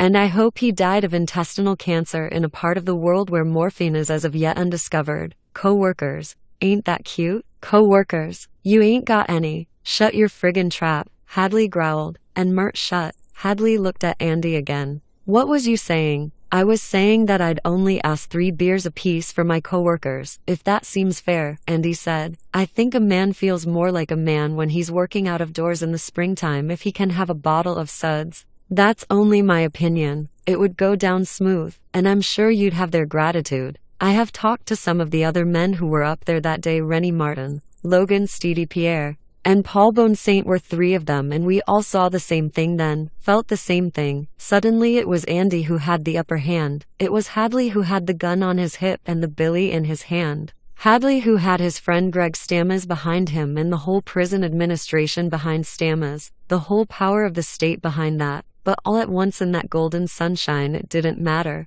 And I felt my heart leap up in my chest as it never had since the truck drove me and 4 others through the gate back in 1938, and I stepped out into the exercise yard. Andy was looking at Hadley with those cold, clear, calm eyes. And it wasn't just the 35,000 then. We all agreed on that. I've played it over and over in my mind, and I know it was man against man, and Andy simply forced him. The way a strong man can force a weaker man's wrist to the table in a game of Indian wrestling. There was no reason, you see, why Hadley couldn't given Mert the nod at that very minute, pitched Andy overside onto his head, and still taken Andy's advice. No reason, but he didn't. I could get you all a couple of beers if I wanted to, Hadley said. A beer does taste good while you're working. The colossal prick even managed to sound magnanimous. I'd just give you one piece of advice the IRS wouldn't bother with, Andy said. His eyes were axed unwinkingly on Hadley's. Make the gift to your wife if you're sore. If you think there's even a chance she might double-cross you or backshoot you. We could work out something else. Double-cross me? Hadley asked harshly. Double-cross me? Mr. Hotshot Banker, if she ate her way through a boxcar of X-Lax, she wouldn't dare fart unless I gave her the nod. Mert, Youngblood. And the other screws yucked it up dutifully. Andy never cracked a smile. I'll write down the forms you need, he said. You can get them at the post office, and I'll fill them out for your signature. That sounded suitably important. And Hadley's chest swelled. Then he glared around at the rest of us and hollered, What are you Jimmies staring at? Move your asses, goddammit. He looked back at Andy. You come over here with me, hotshot, and listen to me well. If you're Jewing me somehow, you're gonna find yourself chasing your own head around shower C before the week's out. Yes, I understand that, Andy said softly, and he did understand it, the way it turned out. He understood a lot more than I did, more than any of us did. That's how. On the second to last day of the job, the convict crew that tarred the plate factory roof in 1950 ended up sitting in a row at 10 o'clock on a spring morning, drinking Black Label beer supplied by the hardest screw that ever walked a turn at Shawshank State Prison. That beer was piss warm, but it was still the best I ever had in my life. We sat and drank it and felt the sun on our shoulders. And not even the expression of half amusement, half contempt on Hadley's face, as if he were watching apes drink beer instead of men could spoil it. It lasted 20 minutes, that beer break, and for those 20 minutes we felt like free men. We could have been drinking beer and tarring the roof of one of our own houses, only Andy didn't drink. I already told you about his drinking habits. He sat hunkered down in the shade, hands dangling between his knees, watching us and smiling a little. It's amazing how many men remember him that way, and amazing how many men were on that work crew when Andy Dufresne faced down Byron Hadley. I thought there were 9 or 10 of us, but by 1955 there must have been 200 of us, maybe more. If you believed what you heard. So, yeah, if you asked me to give you a flat-out answer to the question of whether I'm trying to tell you about a man or a legend that got made up around the man, like a pearl around a little piece of grit, I'd have to say that the answer lies somewhere in between. All I know for sure is that Andy Dufresne wasn't much like me or anyone else I ever knew since I came inside. He brought in $500 jammed up his back porch, but somehow that gray meat son of a bitch managed to bring in something else as well, a sense of his own worth, maybe, or a feeling that he would be the winner in the end. Or maybe it was only a sense of freedom, even inside these goddamn gray walls. It was a kind of inner light he carried around with him. I only knew him to lose that light once, and that is also a part of this story. By World Series time of 1950, this was the year the Philadelphia Whiz Kids dropped 4 straight. You will remember Andy was having no more trouble from the sisters. Stammes and Hadley had passed the word, if Andy Dufresne came to either of them, or any of the other screws that formed a part of their coterie, and showed so much as a single drop of blood in his underpants, every sister in Shawshank would go to bed that night with a headache. They didn't fight it, as I have pointed out. There was always an 18-year-old car thief or a firebug or some guy who'd gotten his kicks handling little children. After the day on the plate shop roof, Andy went his way and the sisters went theirs. He was working in the library then, under a tough old con named Brooks Hatlin. Hatlin had gotten the job back in the late 20s because he had a college education. Brooksy's degree was in animal husbandry. True enough. But college educations and institutes of lower learning like the Shank are so rare that it's a case of beggars not being able to be chooser estat in 1950 to Brooksy, who had killed his wife and daughter after a losing streak at poker back when Coolidge was president, was paroled. As usual, the state in all its wisdom had let him go long after any chance he might have had to become a useful part of society was gone. He was 68 and arthritic when he tottered out of the main gate in his polished suit and his French shoes, his parole papers in one hand and a Greyhound bus ticket in the other. He was crying when he left. Shawshank was his world. What lay beyond its walls was as terrible to Brooks as the western seas had been to superstitious 15th-century sailors. In prison, Brooksy had been a person of some importance. He was the librarian, an educated man. If he went to the Kittery Library and asked for a job, they wouldn't even give him a library card. I heard he died in a home for indigent old folks up Freeport Way in 1953, and at that he lasted about 6 months longer than I thought he would. Yeah. I guess the state got its own back on Brooksy. All right, they trained him to like it inside the shithouse and then they threw him out. Andy succeeded to Brooksy's job, and he was librarian for 23 years. He used the same force of will I'd seen him use on Byron Hadley to get what he wanted for the library. And I saw him gradually turn one small room which still smelled of turpentine because it had been a paint closet until 1922 and had never been properly aired, lined with Reader's Digest condensed books and National Geographies, into the best prison library in New England. He did it a step at a time. He put a suggestion box by the door and patiently weeded out such attempts at humor as more fuck boo please and escape in 10 easy lesions. He got hold of the things the prisoners seemed serious about. He wrote to the major book clubs in New York and got 2 of them, the Literary Guild and the Book of the Month Club, to send editions of all their major selections to us at a special cheap rate. He discovered a hunger for information on such small hobbies as soap carving, woodworking, sleight of hand, and card solitaire. He got all the books he could on such subjects, and those 2 jailhouse staples, Erie Stanley Gardner and Louis L'Amour. Cons never seemed to get enough of the courtroom or the open range, and yes, he did keep a box of fairly spicy paperbacks under the checkout desk, loaning them out carefully and making sure they always got back. Even so, each new acquisition of that type was quickly read to tatters. He began to write to the state senate in Augusta in 1954. Stammes was warden by then, and he used to pretend Andy was some sort of mascot. He was always in the library,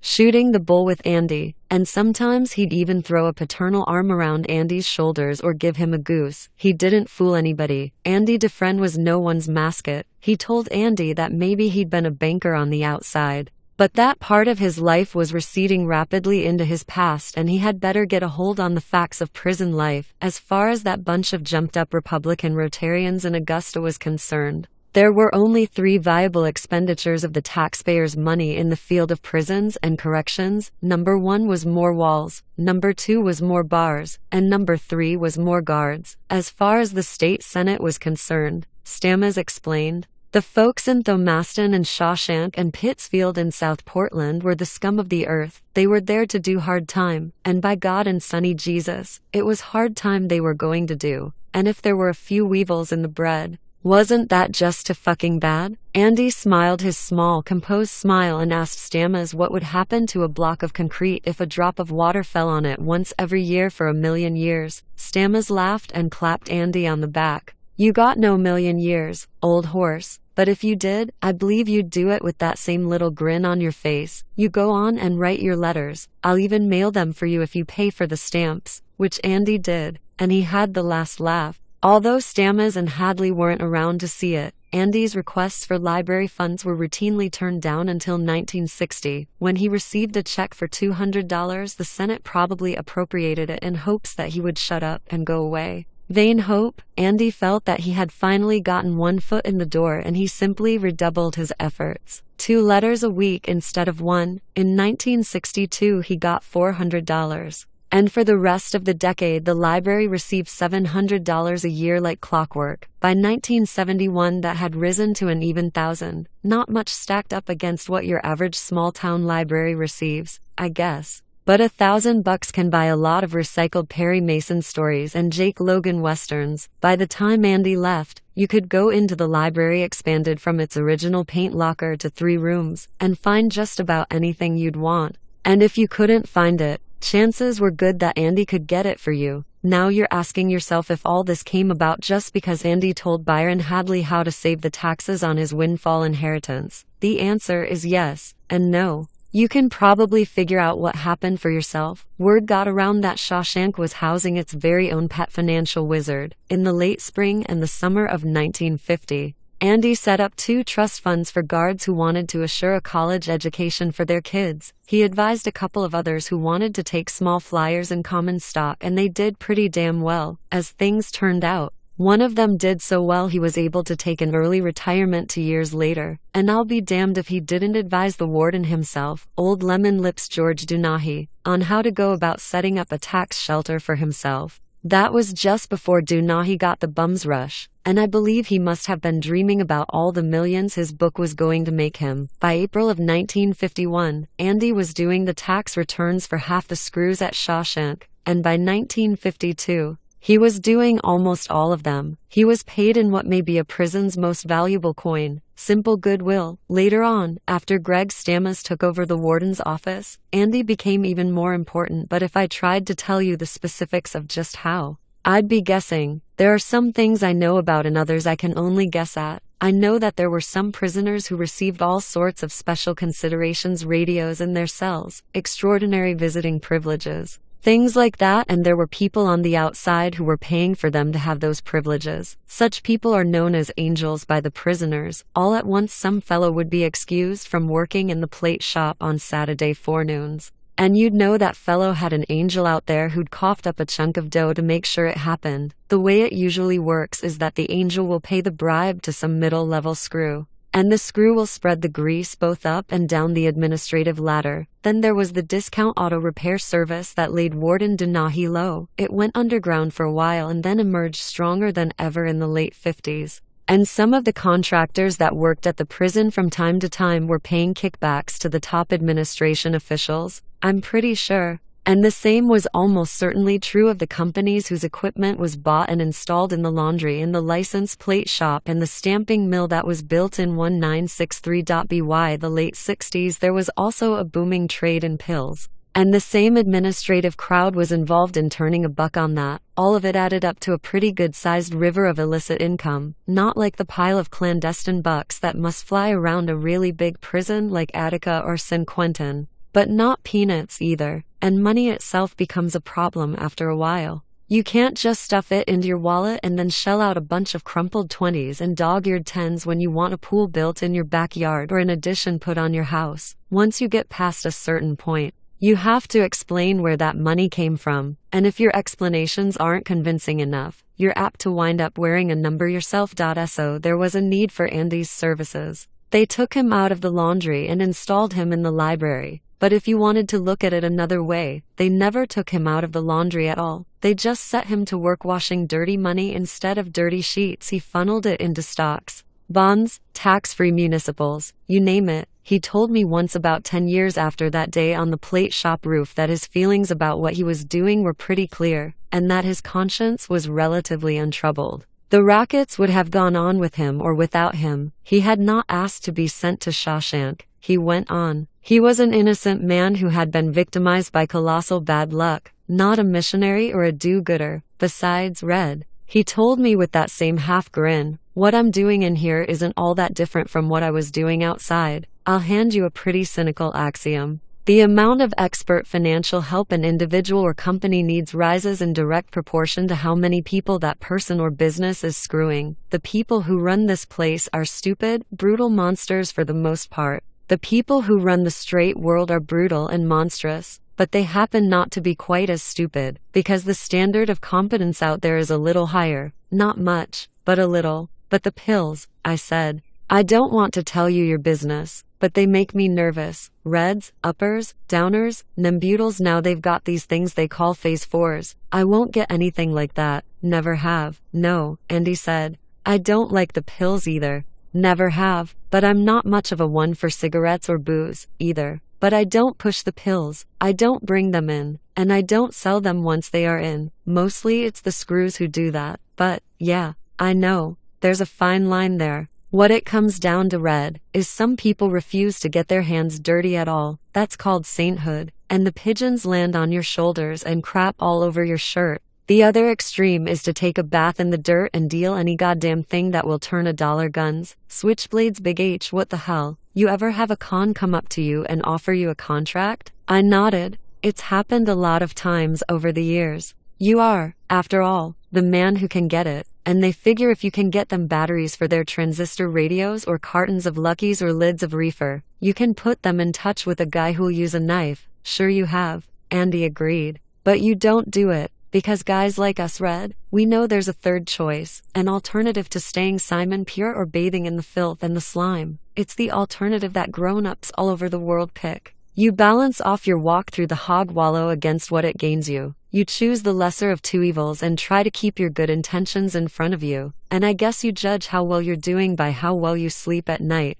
And what your dreams are like. Good intentions, I said, and laughed. I know all about that, Andy. A fellow can toddle right off to hell on that road. Don't you believe it, he said, growing somber. This is hell right here in the shank. They sell pills and I tell them what to do with the money. But I've also got the library, and I know of over 24 guys who have used the books in there to help them pass their high school equivalency tests. Maybe when they get out of here they'll be able to crawl off the shitty app. When we needed that second room back in 1957, I got it, because they want to keep me happy. I work cheap, that's the trade-off. And you've got your own private quarters. Sure. That's the way I like it. The prison population had risen slowly all through the 50s, and it damn near exploded in the 60s. What with every college-age kid in America wanting to try dope and the perfectly ridiculous penalties for the use of a little reefer. But in all that time, Andy never had a cellmate, except for a big, silent Indian named Normanton. Like all Indians in the shank, he was called Chief, and Normanton didn't last long. A lot of the other long-timers thought Andy was crazy, but Andy just smiled. He lived alone and he liked it that way, and as he'd said,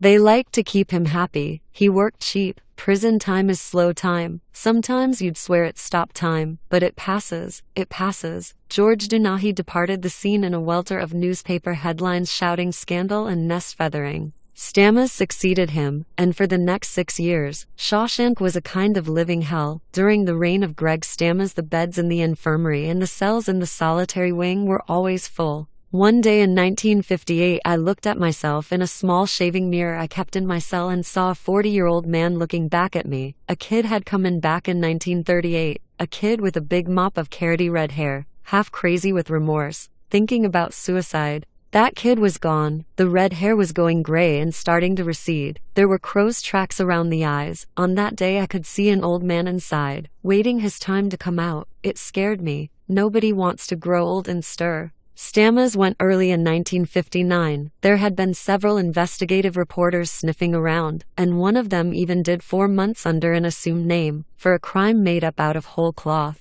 They were getting ready to drag out scandal and nest feathering again, but before they could bring the hammer down on him, Stammes ran. I can understand that. Boy, can I ever. If he had been tried and convicted, he could have ended up right in here. If so, he might have lasted all of 5 hours. Byron Hadley had gone 2 years earlier. The sucker had a heart attack and took an early retirement. Andy never got touched by the Stammes affair. In early 1959, a new warden was appointed, and a new assistant warden.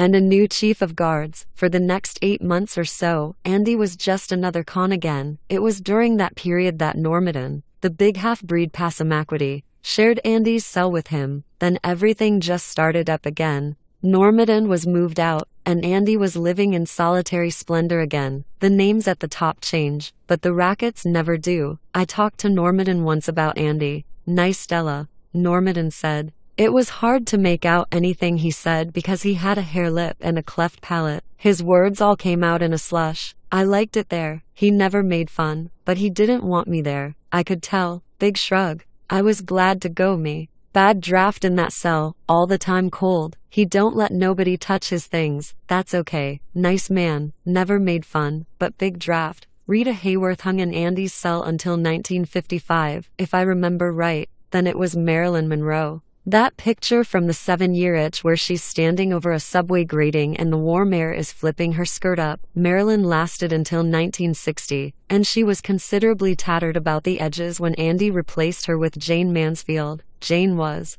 you should pardon the expression, a bust. After only a year or so she was replaced with an English actress, might have been Hazel Court, but I'm not sure. In 1966 that one came down and Raquel Welch went up for a record-breaking 6-year engagement in Andy's cell. The last poster to hang there was a pretty country rock singer whose name was Linda Ronstadt. I asked him once what the posters meant to him, and he gave me a peculiar, surprised sort of look. "Why, they mean the same thing to me as they do to most cons, I guess," he said. "Freedom. You look at those pretty women and you feel like you could almost, not quite but almost, step right through and be beside them, be free. I guess that's why I always liked Raquel Welch the best. It wasn't just her. It was that beach she was standing on. Looked like she was down in Mexico somewhere, someplace quiet, where a man would be able to hear himself think. Didn't you ever feel that way about a picture, Red? That you could almost step right through it?" I said I'd never really thought of it that way. "Maybe someday you'll see what I mean," he said. And he was right. Years later I saw exactly what he meant, and when I did, the first thing I thought of was Normanton, and about how he'd said it was always cold in Andy's cell. A terrible thing happened to Andy in late March or early April of 1963. I have told you that he had something that most of the other prisoners, myself included, seemed to lack. Call it a sense of equanimity, or a feeling of inner peace, maybe even a constant and unwavering faith that someday the long nightmare would end. Whatever you want to call it, Andy Dufresne always seemed to have his act together. There was none of that sullen desperation about him that seems to afflict most lifers after a while. You could never smell hopelessness on him, until that late winter of '63. We had another warden by then, a man named Samuel Norton. The Mathers, Cotton, and Increase would have felt right at home with Sam Norton. So far as I know, no one had ever seen him so much as crack a smile. He had a 30-year pin from the Baptist Advent Church of Elliott. His major innovation as the head of our happy family was to make sure that each incoming prisoner had a New Testament. He had a small plaque on his desk,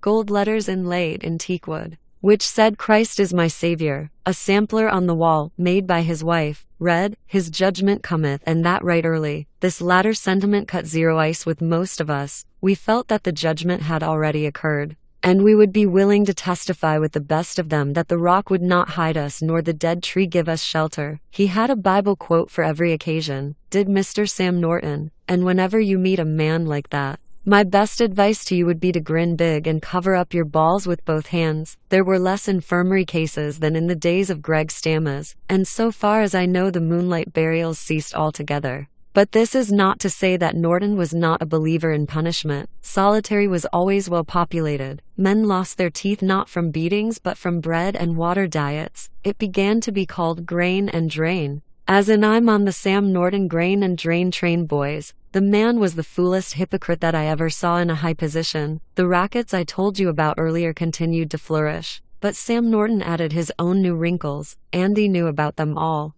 And because we had gotten to be pretty good friends by that time, he let me in on some of them. When Andy talked about them, an expression of amused, disgusted wonder would come over his face, as if he were telling me about some ugly, predatory species of bug that was, by its very ugliness and greed, somehow more comic than terrible. It was Warden Norton who instituted the Inside Out program you may have read about some 16 or 17 years back. It was even written up in Newsweek. In the press it sounded like a real advance in practical corrections and rehabilitation. There were prisoners out cutting pulpwood, prisoners repairing bridges and causeways, prisoners constructing potato cellars. Norton called it Inside Out and was invited to explain it to damn near every Rotary and Kiwanis club in New England, especially after he got his picture in Newsweek. The prisoners called it road ganging, but so far as I know, none of them were ever invited to express their views to the Kiwanians or the Loyal Order of Moose. Norton was right in there on every operation,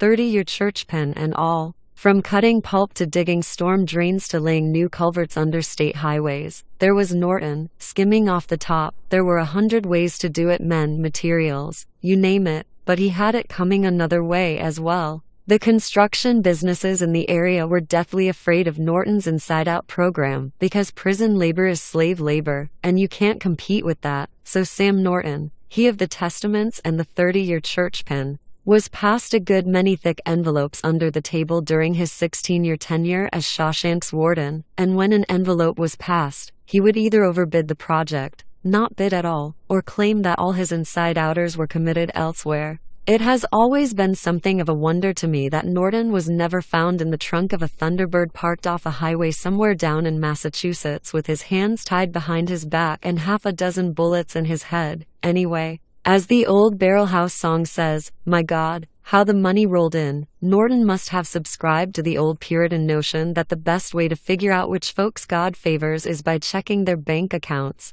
Andy Dufresne was his right hand in all of this, his silent partner. The prison library was Andy's hostage to fortune. Norton knew it, and Norton used it. Andy told me that one of Norton's favorite aphorisms was one hen washes the other. So Andy gave good advice and made useful suggestions. I can't say for sure that he hand-tooled Norton's Inside Out program, but I'm damn sure he processed the money for the Jesus-shouting son of a whore. He gave good advice, made useful suggestions. The money got spread around, and, son of a bitch, the library would get a new set of automotive repair manuals, a fresh set of Grolier encyclopedias, books on how to prepare for the Scholastic Achievement tests, and of course, more Oral Stanley Gardners and more Louis L'Amours, and I'm convinced that what happened because Norton just didn't want to lose his good right hand. I'll go further. It happened because he was scared of what might happen, what Andy might say against him if Andy ever got clear of Shawshank State Prison. I got the story a chunk here and a chunk there over a space of 7 years, some of it from Andy but not all. He never wanted to talk about that part of his life, and I don't blame him. I got parts of it from maybe half a dozen different sources. I've said once that prisoners are nothing but slaves,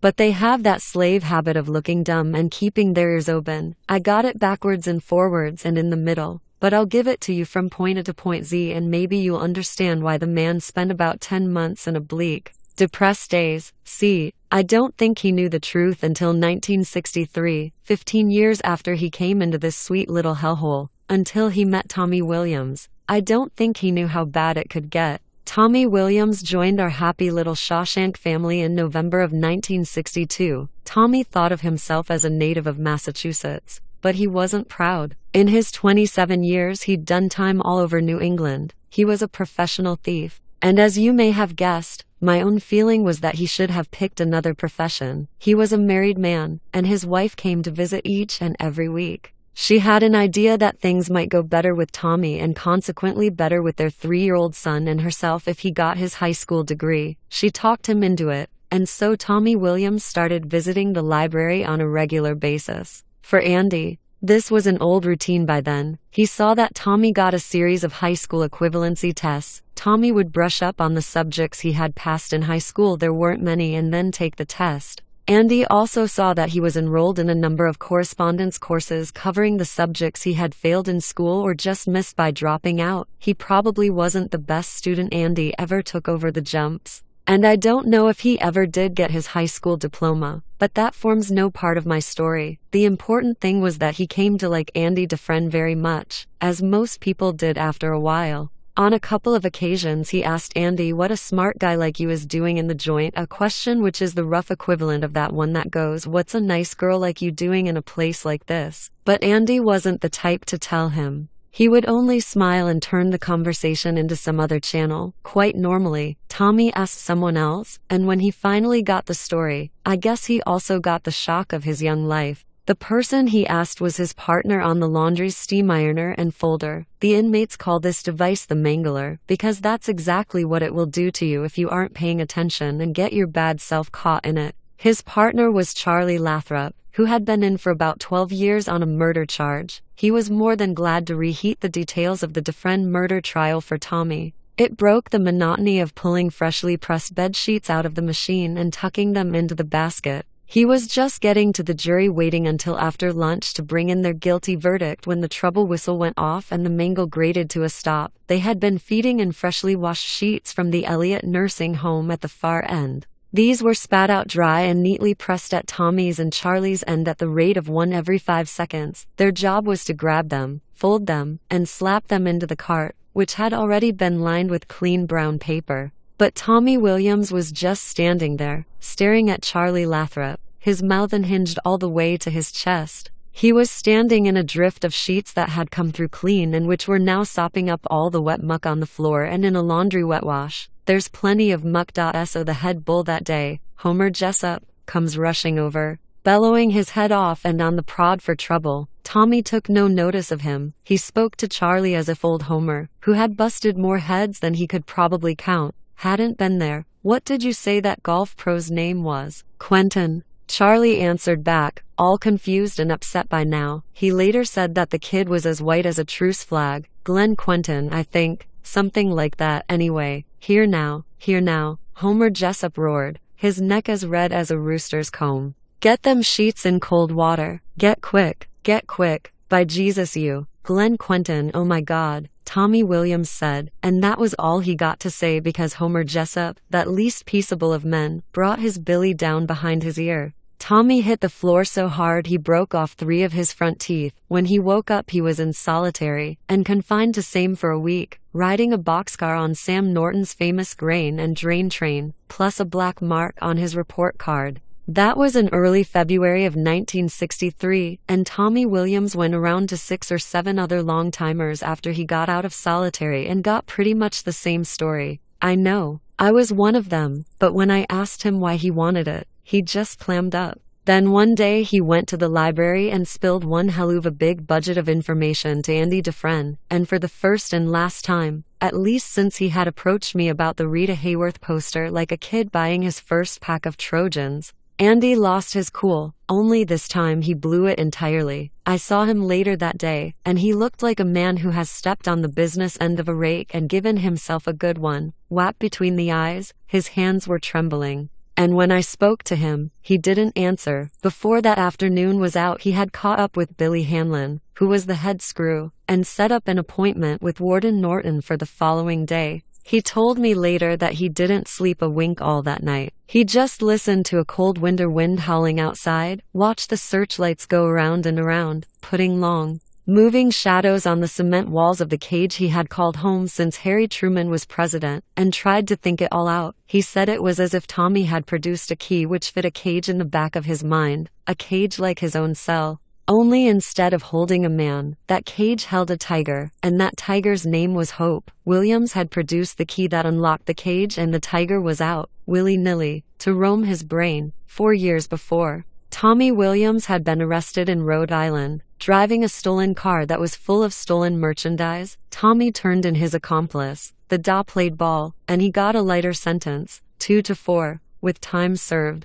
11 months after beginning his term, his old cellmate got a ticket out and Tommy got a new one, a man named Elwood Blatch. Blatch had been busted for burglary with a weapon and was serving 6 to 12. I'd never seen such a high-strung guy. Tommy told me, a man like that should never want to be a burglar, especially not with a gun. The slightest little noise, he'd go 3 feet into the air, and come down shooting, more likely than not. One night he almost strangled me because some guy down the hall was whopping on his cell bars with a tin cup. I did 7 months with him, until they let me walk free. I got time served and time off. You understand? I can't say we talked because you didn't.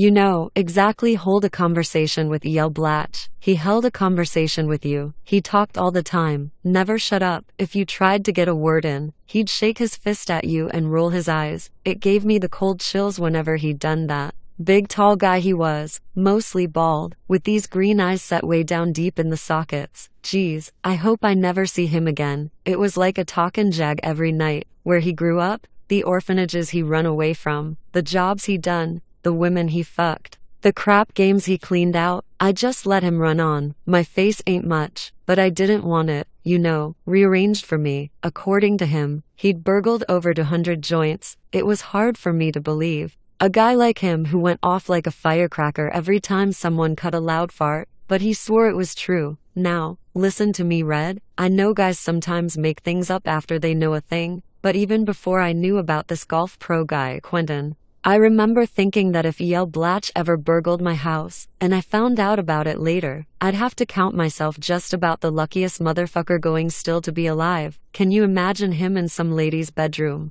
sifting through her jewelry box, and she coughs in her sleep or turns over quick? It gives me the cold chills just to think of something like that. I swear on my mother's name it does. He said he'd killed people too, people that gave him shit. At least that's what he said. And I believed him. He sure looked like a man that could do some killing. He was just so fucking high-strung. Like a pistol with a sawed-off firing pin. I knew a guy who had a Smith & Wesson police special with a sawed-off firing pin. It wasn't no good for nothing, except maybe for something to jaw about. The pull on that gun was so light that it would fire if this guy, Johnny Callahan, his name was, if he turned his record player on full volume and put it on top of one of the speakers. That's how E.L. Blatch was. I can't explain it any better. I just never doubted that he had greased some people. So one night, just for something to say, I go, "Who'd you kill?" Like a joke, you know. So he laughs and says, "There's one guy doing time up Maine for these two people I killed. It was this guy and the wife of the slob who's doing the time." I was creeping their place and the guy started to give me some shit. I can't remember if he ever told me the woman's name or not. Tommy went on, "Maybe he did, but in New England, to friends like Smith or Jones in the rest of the country, because there's so many frogs up here, Dufresne, Levesque, Aulette, Palan.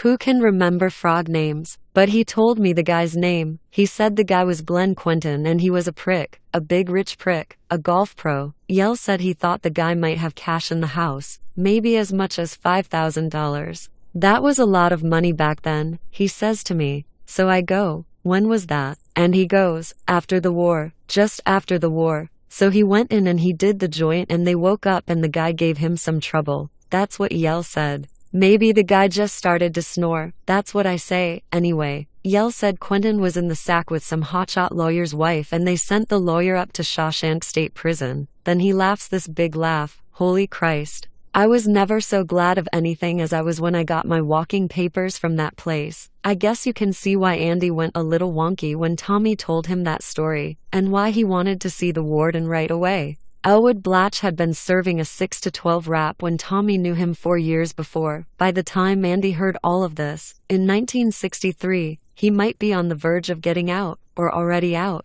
So those were the two prongs of the spit. Andy was roasting on the idea that Blatch might still be in on one hand, and the very real possibility that he might be gone like the wind on the other. There were inconsistencies in Tommy's story. But aren't there always in real life? Blatch told Tommy the man who got sent up was a hotshot lawyer, and Andy was a banker, but those are two professions that people who aren't very educated could easily get mixed up. And don't forget that 12 years had gone by between the time Blatch was reading the clippings about the trial and the time he told the tale to Tommy Williams. He also told Tommy he got better than $1,000 from a footlocker Quentin had in his closet. But the police said at Andy's trial that there had been no sign of burglary. I have a few ideas about that. First, if you take the cash and the man it belonged to is dead, how are you going to know anything was stolen, unless someone else can tell you it was there to start with? Second, who's to say Blatch wasn't lying about that part of it? Maybe he didn't want to admit killing two people for nothing. Third, maybe there were signs of burglary and the cops either overlooked them. Cops can be pretty dumb, or deliberately covered them up so they wouldn't screw the DA's case. The guy was running for public office, remember, and he needed a conviction to run on. An unsolved burglary murder would have done him no good at all. but of the three, I like the middle one best. I've known a few Elwood Blatches in my time at Shawshank, the trigger pullers with the crazy eyes. Such fellows want you to think they got away with the equivalent of the Hope Diamond on every caper. Even if they got caught with a $2 Timex and $9 on the one they're doing time for. And there was one thing in Tommy's story that convinced Andy beyond a shadow of a doubt. Blatch hadn't hit Quentin at random. He had called Quentin a big rich prick, and he had known Quentin was a golf pro. Well, Andy and his wife had been going out to that country club for drinks and dinner once or twice a week for a couple of years. And Andy had done a considerable amount of drinking there once he found out about his wife's affair. There was a marina with the country club. And for a while in 1947 there had been a part-time grease and gas jockey working there who matched Tommy's description of Elwood Blatch. A big tall man, mostly bald, with deep-set green eyes. A man who had an unpleasant way of looking at you, as though he was sizing you up. He wasn't there long, Andy said. Either he quit or Briggs, the fellow in charge of the marina, fired him. But he wasn't a man you forgot. He was too striking for that.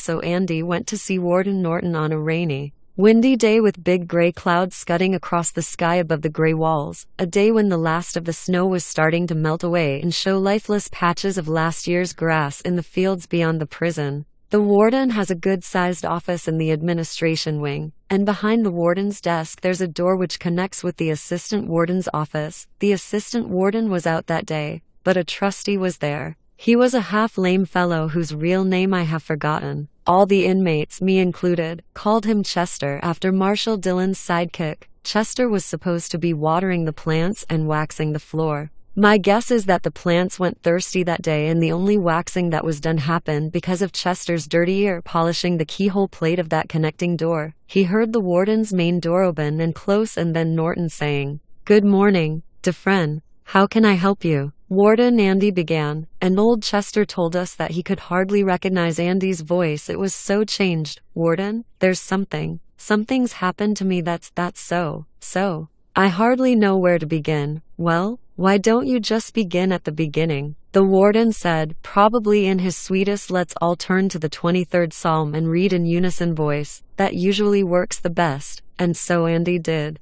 He began by refreshing Norton on the details of the crime he had been imprisoned for. Then he told the warden exactly what Tommy Williams had told him. He also gave out Tommy's name, which you may think wasn't so wise in light of later developments. But I'd just ask you what else he could have done if his story was to have any credibility at all. When he had finished, Norton was completely silent for some time. I can just see him, probably tipped back in his office chair under the picture of Governor Reed hanging on the wall, his fingers steepled, his liver lips pursed, his brow wrinkled into ladder rungs halfway to the crown of his head, his 30-year pin gleaming mellowly. "Yes," he said finally, "that's the damnedest story I ever heard, but I'll tell you what surprises me most about it." "Dufresne." "What's that, sir?" "That you were taken in by it." "Sir? I don't understand what you mean." And Chester said that Andy Dufresne, who had faced down Byron Hadley on the plate shop roof 13 years before, was almost floundering for words. "Well, now," Norton said,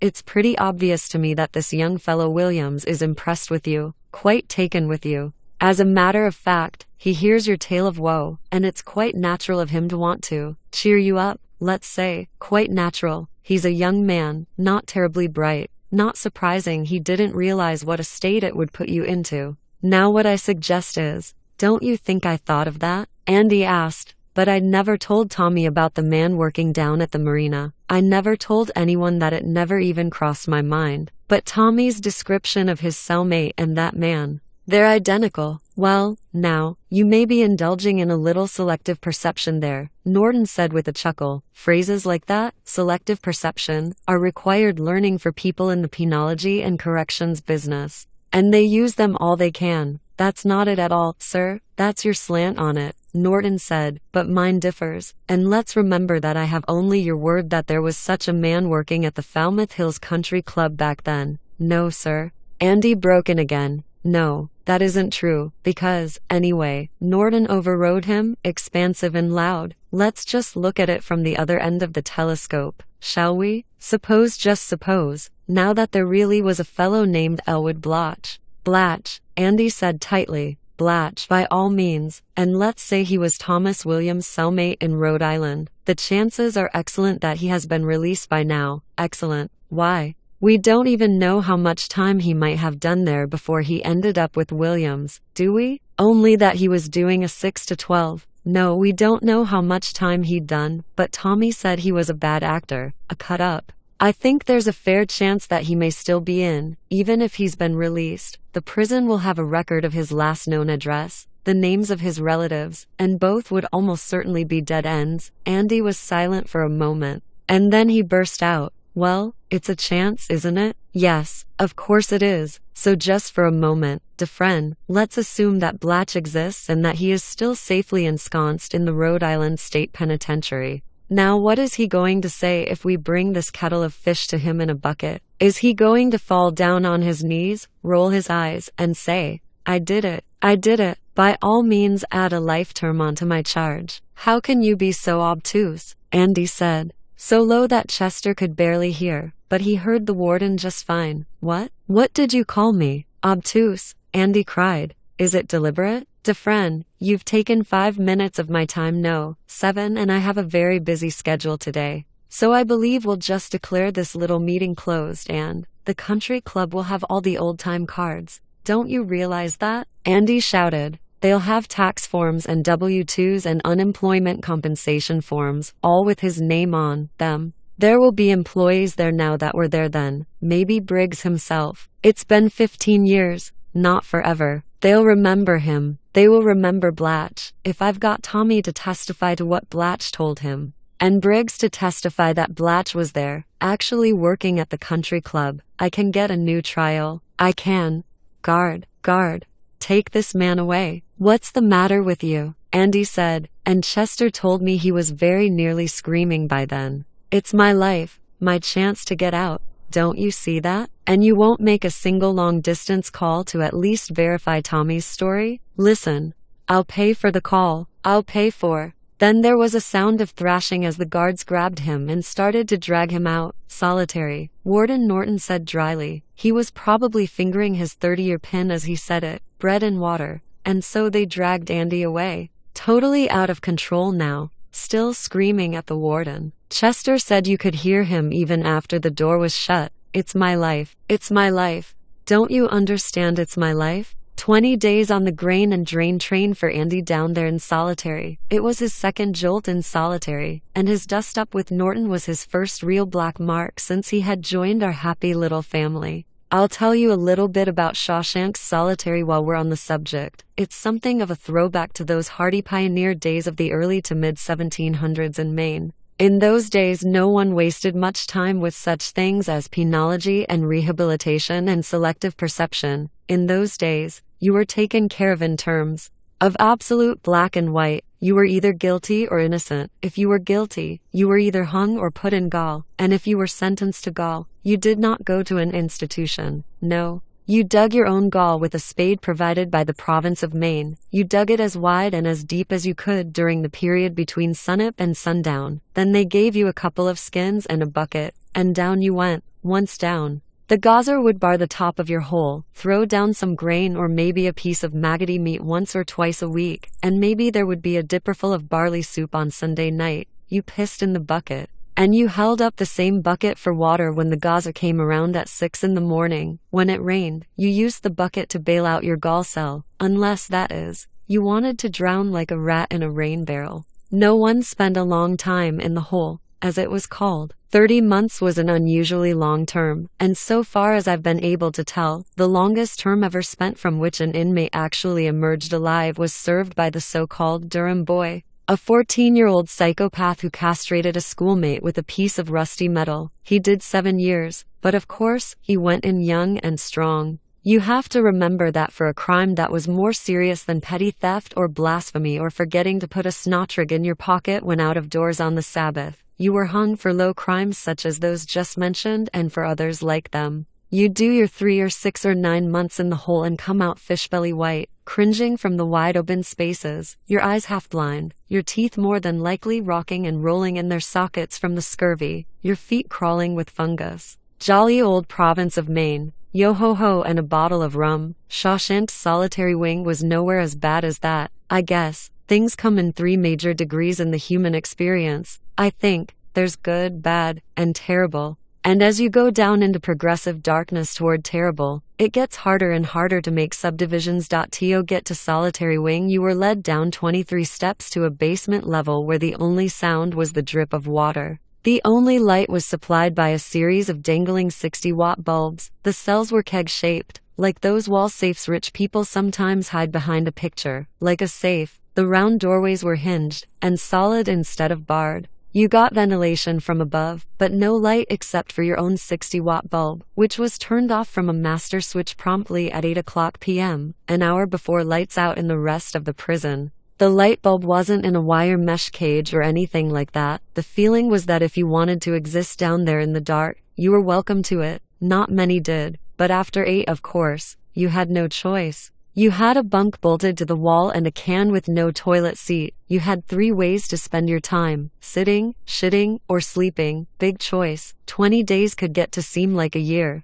30 days could seem like 2, and 40 days like 10. Sometimes you could hear rats in the ventilation system. In a situation like that, subdivisions of terrible tend to get lost. If anything at all can be said in favor of solitary, it's just that you get time to think. Andy had 20 days in which to think while he enjoyed his grain and drain, and when he got out he requested another meeting with the warden. Request denied. Such a meeting, the warden told him, would be counterproductive. That's another of those phrases you have to master before you can go to work in the prisons and corrections held. Patiently, Andy renewed his request, and renewed it, and renewed it. He had changed, had Andy Dufresne, suddenly. As that spring of 1963 bloomed around us, there were lines in his face and sprigs of gray showing in his hair. He had lost that little trace of a smile that always seemed to linger around his mouth. His eyes stared out into space more often. And you get to know that when a man stares that way, he is counting up the years served, the months, the weeks, the days. He renewed his request and renewed it. He was patient. He had nothing but time.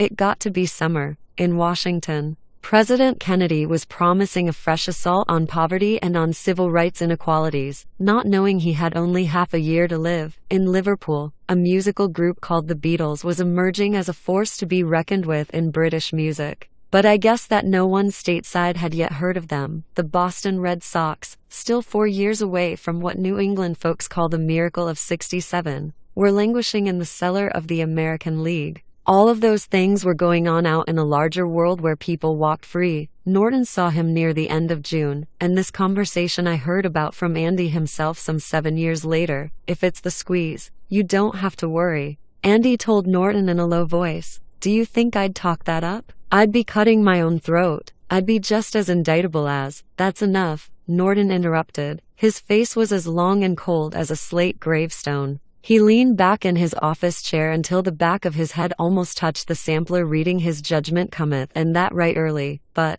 don't you ever mention money to me again, Norton said. Not in this office. Not anywhere. Not unless you want to see that library turned back into a storage room and paint locker again. Do you understand? I was trying to set your mind at ease, that's all. Well, now, when I need a sorry son of a bitch like you to set my mind at ease, I'll retire. I agreed to this appointment because I got tired of being pestered. Dufresne, I want it to stop. If you want to buy this particular Brooklyn Bridge, that's your affair. Don't make it mine. I could hear crazy stories like yours twice a week if I wanted to lay myself open to them. Every sinner in this place would be using me for a crying towel. I had more respect for you. But this is the end. The end. Have we got an understanding? Yes, Andy said. But I'll be hiring a lawyer, you know. What in God's name for? I think we can put it together, Andy said, with Tommy Williams and with my testimony and corroborative testimony from records and employees at the country club.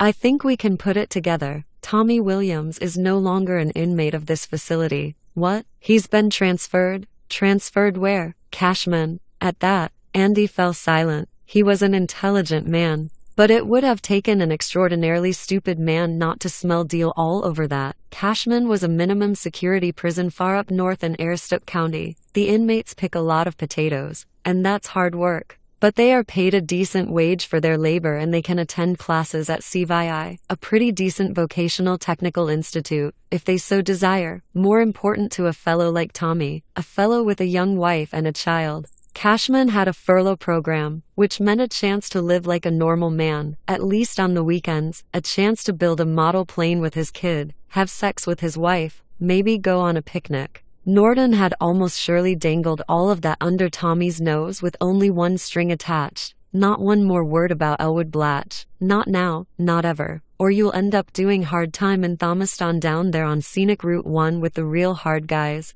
And instead of having sex with your wife, you'll be having it with some old bull queer. But why? Andy said. Why would? As a favor to you. Norton said calmly. I checked with Rhode Island. They did have an inmate named Elwood Blatch. He was given what they call a PP provisional parole, another one of these crazy liberal programs to put criminals out on the streets. He's since disappeared, Andy said. The warden down there, is he a friend of yours? Sam Norton gave Andy a smile as cold as a deacon's watch chain. We are acquainted, he said. Why? Andy repeated. Can't you tell me why you did it? You knew I wasn't going to talk about anything you might have had going. You knew that. So why? Because people like you make me sick, Norton said deliberately. I like you right where you are, Mr. Dufresne, and as long as I am warden here at Shawshank, you're going to be right here. You see, you used to think that you were better than anyone else. I have gotten pretty good at seeing that on a man's face. I marked it on yours the first time I walked into the library. It might as well have been written on your forehead in capital letters. That look is gone now, and I like that just fine.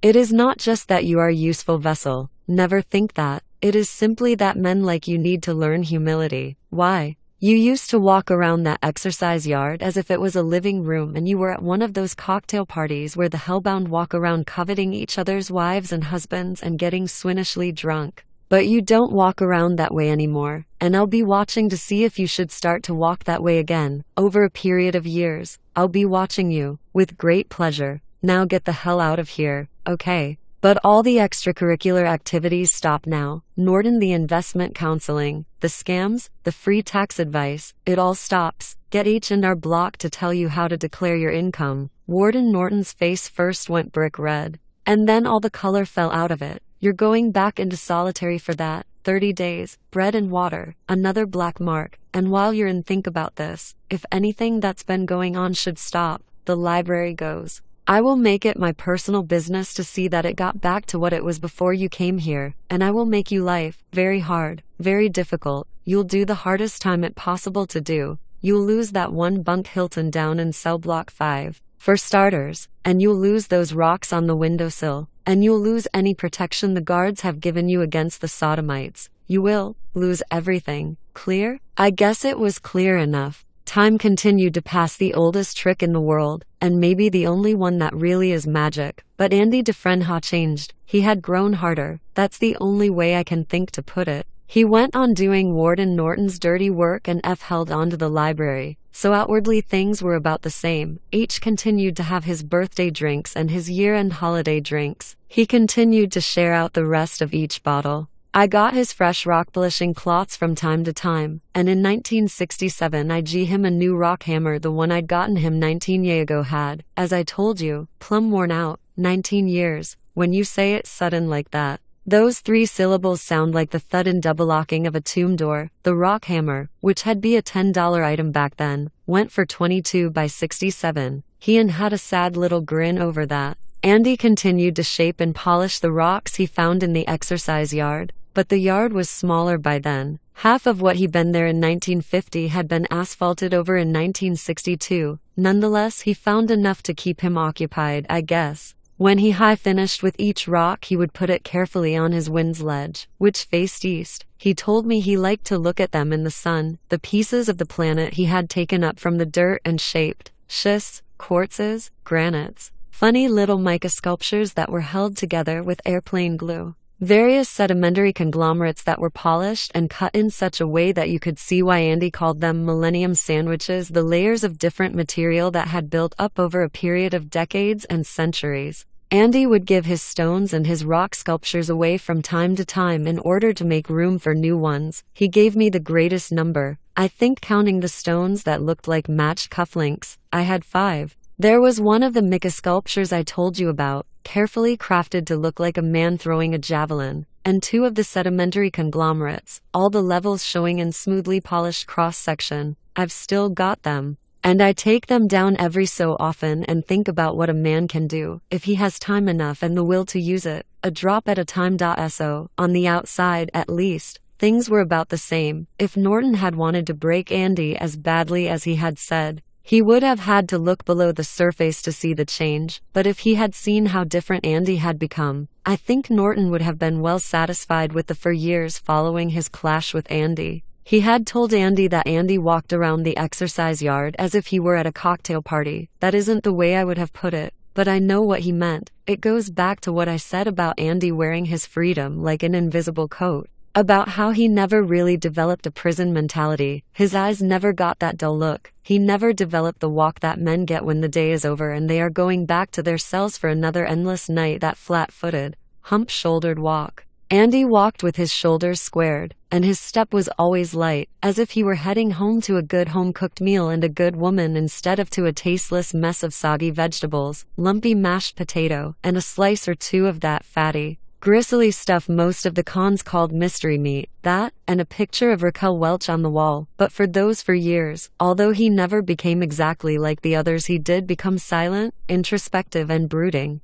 Who could blame him? So maybe it was Warden Norton who was pleased, at least for a while. His dark mood broke around the time of the 1967 World Series. That was the dream year, the year the Red Sox won the pennant instead of placing ninth, as the Las Vegas bookies had predicted. When it happened, when they won the American League pennant, a kind of ebullience engulfed the whole prison. There was a goofy sort of feeling that if the dead Sox could come to life, then maybe anybody could do it. I can't explain that feeling now, any more than an ex-Beatle maniac could explain that madness, I suppose, but it was real. Every radio in the place was tuned to the games as the Red Sox pounded down the stretch. There was gloom when the Sox dropped a pair in Cleveland near the end, and a nearly riotous joy when Rico Petrocelli put away the pop fly that clinched it. And then there was the gloom that came when Lonborg was beaten in the 7th game of the series to end the dream just sort of complete fruition. It probably pleased Norton to no end. The son of a bitch. He liked his prison wearing sackcloth and ashes. But for Andy, there was no tumble back down into gloom. He wasn't much of a baseball fan anyway, and maybe that was why. Nevertheless, he seemed to have caught the current of good feeling.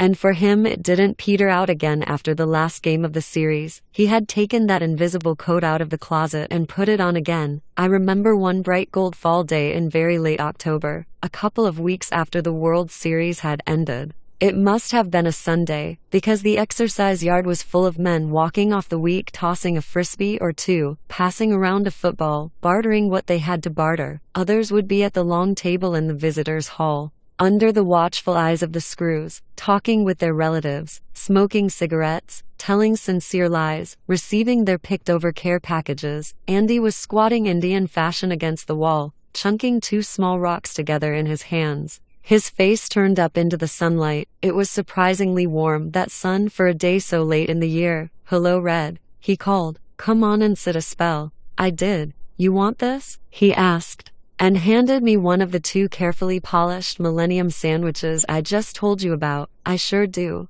I said. "It's very pretty, thank you." He shrugged and changed the subject. "Big anniversary coming up for you next year." I nodded. "Next year would make me a 30-year man, 60% of my life spent in Shawshank State Prison. Think you'll ever get out?" "Sure, when I have a long white beard and just about 3B marbles left rolling around upstairs." He smiled a little and then turned his face up into the sun again, his eyes closed. "Feels good. I think it always does when you know the damn winter's almost right on top of you." He nodded, and we were silent for a while. "When I get out of here," Andy said finally, "I'm going where it's warm all the time." He spoke with such calm assurance you would have thought he had only a month or so left to serve. "You know where I'm going, Red?" "Nope." "Zihuatanejo," he said, rolling the word softly from his tongue like music. "Down in Mexico. It's a little place maybe 20 miles from Playa Azul and Mexico Highway 37. It's 100 miles northwest of Acapulco on the Pacific Ocean." "You know what the Mexicans say about the Pacific?" I told him I didn't. "They say it has no memory, and that's where I want to finish out my life, Red, in a warm place that has no memory." He had picked up a handful of pebbles as he spoke. Now he tossed them. one by one, and watch them bounce and roll across the baseball diamonds, dirt, and field, which would be under a foot of snow before long. Zihuataneyo, I'm going to have a little hotel down there, 6 cabanas along the beach, and 6 more set further back. For the highway trade, 111 have a guy who'll take my guests out charter fishing. There'll be a trophy for the guy who catches the biggest marlin of the season, and I'll put his picture up in the lobby. It won't be a family place. It'll be a place for people on their honeymoon's first or second varieties. And where are you going to get the money to buy this fabulous place? I asked. Your stock account? He looked at me and smiled. That's not so far wrong, he said. Sometimes you startle me, Red. What are you talking about? There are really only 2 types of men in the world when it comes to bad trouble, Andy said, cupping a match between his hands and lighting a cigarette. Suppose there was a house full of rare paintings and sculptures and fine old antiques, Red. And suppose the guy who owned the house heard that there was a monster of a hurricane headed right at it. One of those 2 kinds of men just hopes for the best. The hurricane will change course, he says to himself. No right-thinking hurricane would ever dare wipe out all these Rembrandts, my 2 Degas horses, my Grant Woods, and my Bentons. Furthermore, God wouldn't allow it, and if worse comes to worst, they're insured. That's one sort of man. The other sort just assumes that hurricane is going to tear right through the middle of his house. If the Weather Bureau says the hurricane just changed course, this guy assumes it'll change back in order to put his house on ground zero again. This second type of guy knows there's no harm in hoping for the best as long as you're prepared for the worst. I lit a cigarette of my own. Are you saying you prepared for the eventuality? Yes, I prepared for the hurricane. I knew how bad it looked. I didn't have much time, but in the time I had, I operated. I had a friend, just about the only person who stood by me, who worked for an investment company in Portland. He died about 6 years ago. Sorry. Yeah. Andy tossed his butt away. Linda and I had about $14,000. Not a big bundle. But hell, we were young. We had our whole lives ahead of us. He grimaced a little, then laughed. When the shit hit the fan, I started lugging my Rembrandts out of the path of the hurricane. I sold my stocks and paid the capital gains tax just like a good little boy. Declared everything. Didn't cut any corners. Didn't they freeze your estate? I was charged with murder, Red. Not dead. You can't freeze the assets of an innocent man, thank God. And it was a while before they even got brave enough to charge me with the crime. Jim, my friend, and I, we had some time. I got hit pretty good. Just dumping everything like that. Got my nose skinned. But at the time I had worse things to worry about than a small skinning on the stock market. Yeah, I'd say you did. But when I came to Shawshank, it was all safe. It's still safe, outside these walls, Red. There's a man that no living soul has ever seen face to face. He has a social security card and a Maine driver's license. He's got a birth certificate. Name of Peter Stevens. Nice anonymous name, huh? Who is he? I asked. I thought I knew what he was going to say, but I couldn't believe it. Me. You're not going to tell me that you had time to set up a false identity while the bulls were sweating you, I said, or that you finished the job while you were on trial for. No. I'm not going to tell you that. My friend Jim was the one who set up the false identity. He started after my appeal was turned down, and the major pieces of identification were in his hands by the spring of 1950. He must have been a pretty close friend. I said. I was not sure how much of this I believed, a little, a lot, or none, but the day was warm and the sun was out, and it was one hell of a good story. All of that's 100% illegal. Setting up a false ID like that. He was a close friend, Andy said. We were in the war together, France, Germany, the occupation. He was a good friend. He knew it was illegal, but he also knew that setting up a false identity in this country is very easy and very safe. He took my money with all the taxes on it paid so the IRS wouldn't get too interested, and invested it for Peter Stevens. He did that in 1950 and 1951. Today it amounts to $370,000, plus change. I guess my jaw made a thump when it dropped against my chest, because he smiled. Think of all the things people wish they'd invested in since 1950 or so, and 2 or 3 of them will be things Peter Stevens was into. If I hadn't ended up in here, I'd probably be worth $7 or $8 million by now. I'd have a Rolls, and probably an ulcer as big as a portable radio. His hands went to the dirt and began sifting out more pebbles. They moved gracefully, restlessly. It was hoping for the best and expecting the worst, nothing but that. The false name was, just to keep what little capital I hadn't tainted. It was lugging the paintings out of the path of the hurricane, but I had no idea that that it could go on as long as it has. I didn't say anything for a while. I guess I was trying to absorb the idea that this small spare man in prison gray next to me could be worth more money than Warden Norton would make in the rest of his miserable life. Even with the scams thrown in, when you said you could get a lawyer, you sure weren't kidding, I said at last. For that kind of dough you could have hired Clarence Darrow, or whoever's passing for him these days. Why didn't you, Andy? Christ. You could have been out of here like a rocket. He smiled. It was the same smile that had been on his face when he'd told me he and his wife had had their whole lives ahead of them. No, he said.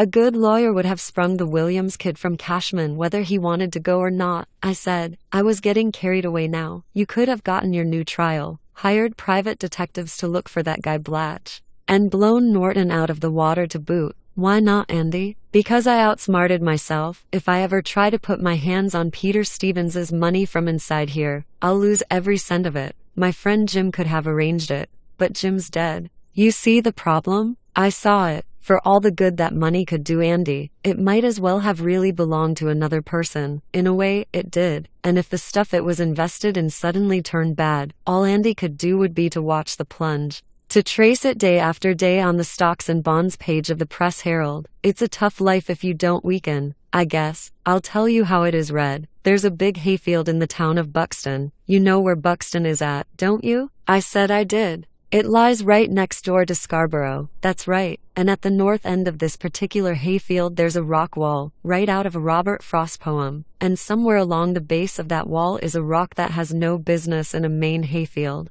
It's a piece of volcanic glass, and until 1947 it was a paperweight on my office desk. My friend Jim put it in that wall. There's a key underneath it. The key opens a safe deposit box in the Portland branch of the Casco Bank. I guess you're in a peck of trouble, I said. When your friend Jim died, the IRS must have opened all of his safe deposit boxes, along with the executor of his will, of course. Andy smiled and tapped the side of my head. Not bad. There's more up there than marshmallows, I guess. But we took care of the possibility that Jim might die while I was in the slam. The box is in the Peter Stevens name. And once a year the firm of lawyers that served as Jim's executors sends a check to the Casco to cover the rental of the Stevens box. Peter Stevens is inside that box, just waiting to get out. His birth certificate, his social security card, and his driver's license. The license is 6 years out of date because Jim died 6 years ago, true, but it's still perfectly renewable for a $5 fee. His stock certificates are there,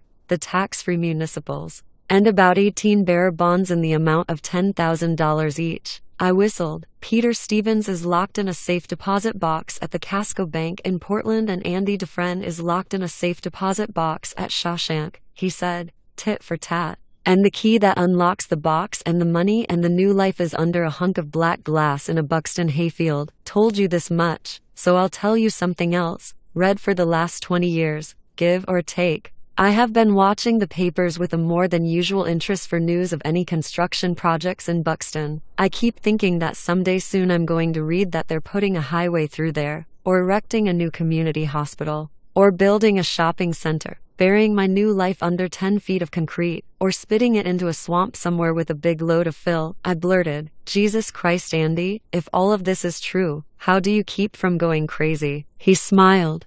So far, all quiet on the Western Front, but it could be years. It will be, but maybe not as many as the state and Warden Norton think it's going to be. I just can't afford to wait that long. I keep thinking about Zihuatanejo in that small hotel. That's all I want from my life now, Red, and I don't think that's too much to want. I didn't kill Glenn Quentin and I didn't kill my wife, and that hotel, it's not too much to want. To swim and get a tan and sleep in a room with open windows and space. That's not too much to want. He slung the stones away. You know, Red, he said in an offhand voice, a place like that, I'd have to have a man who knows how to get things. I thought about it for a long time. And the biggest drawback in my mind wasn't even that we were talking pipe dreams in a shitty little prison exercise yard with armed guards looking down at us from their sentry posts. I couldn't do it, I said. I couldn't get along on the outside. I'm what they call an institutional man now, and here I'm the man who can get it for you. Yeah, but out there,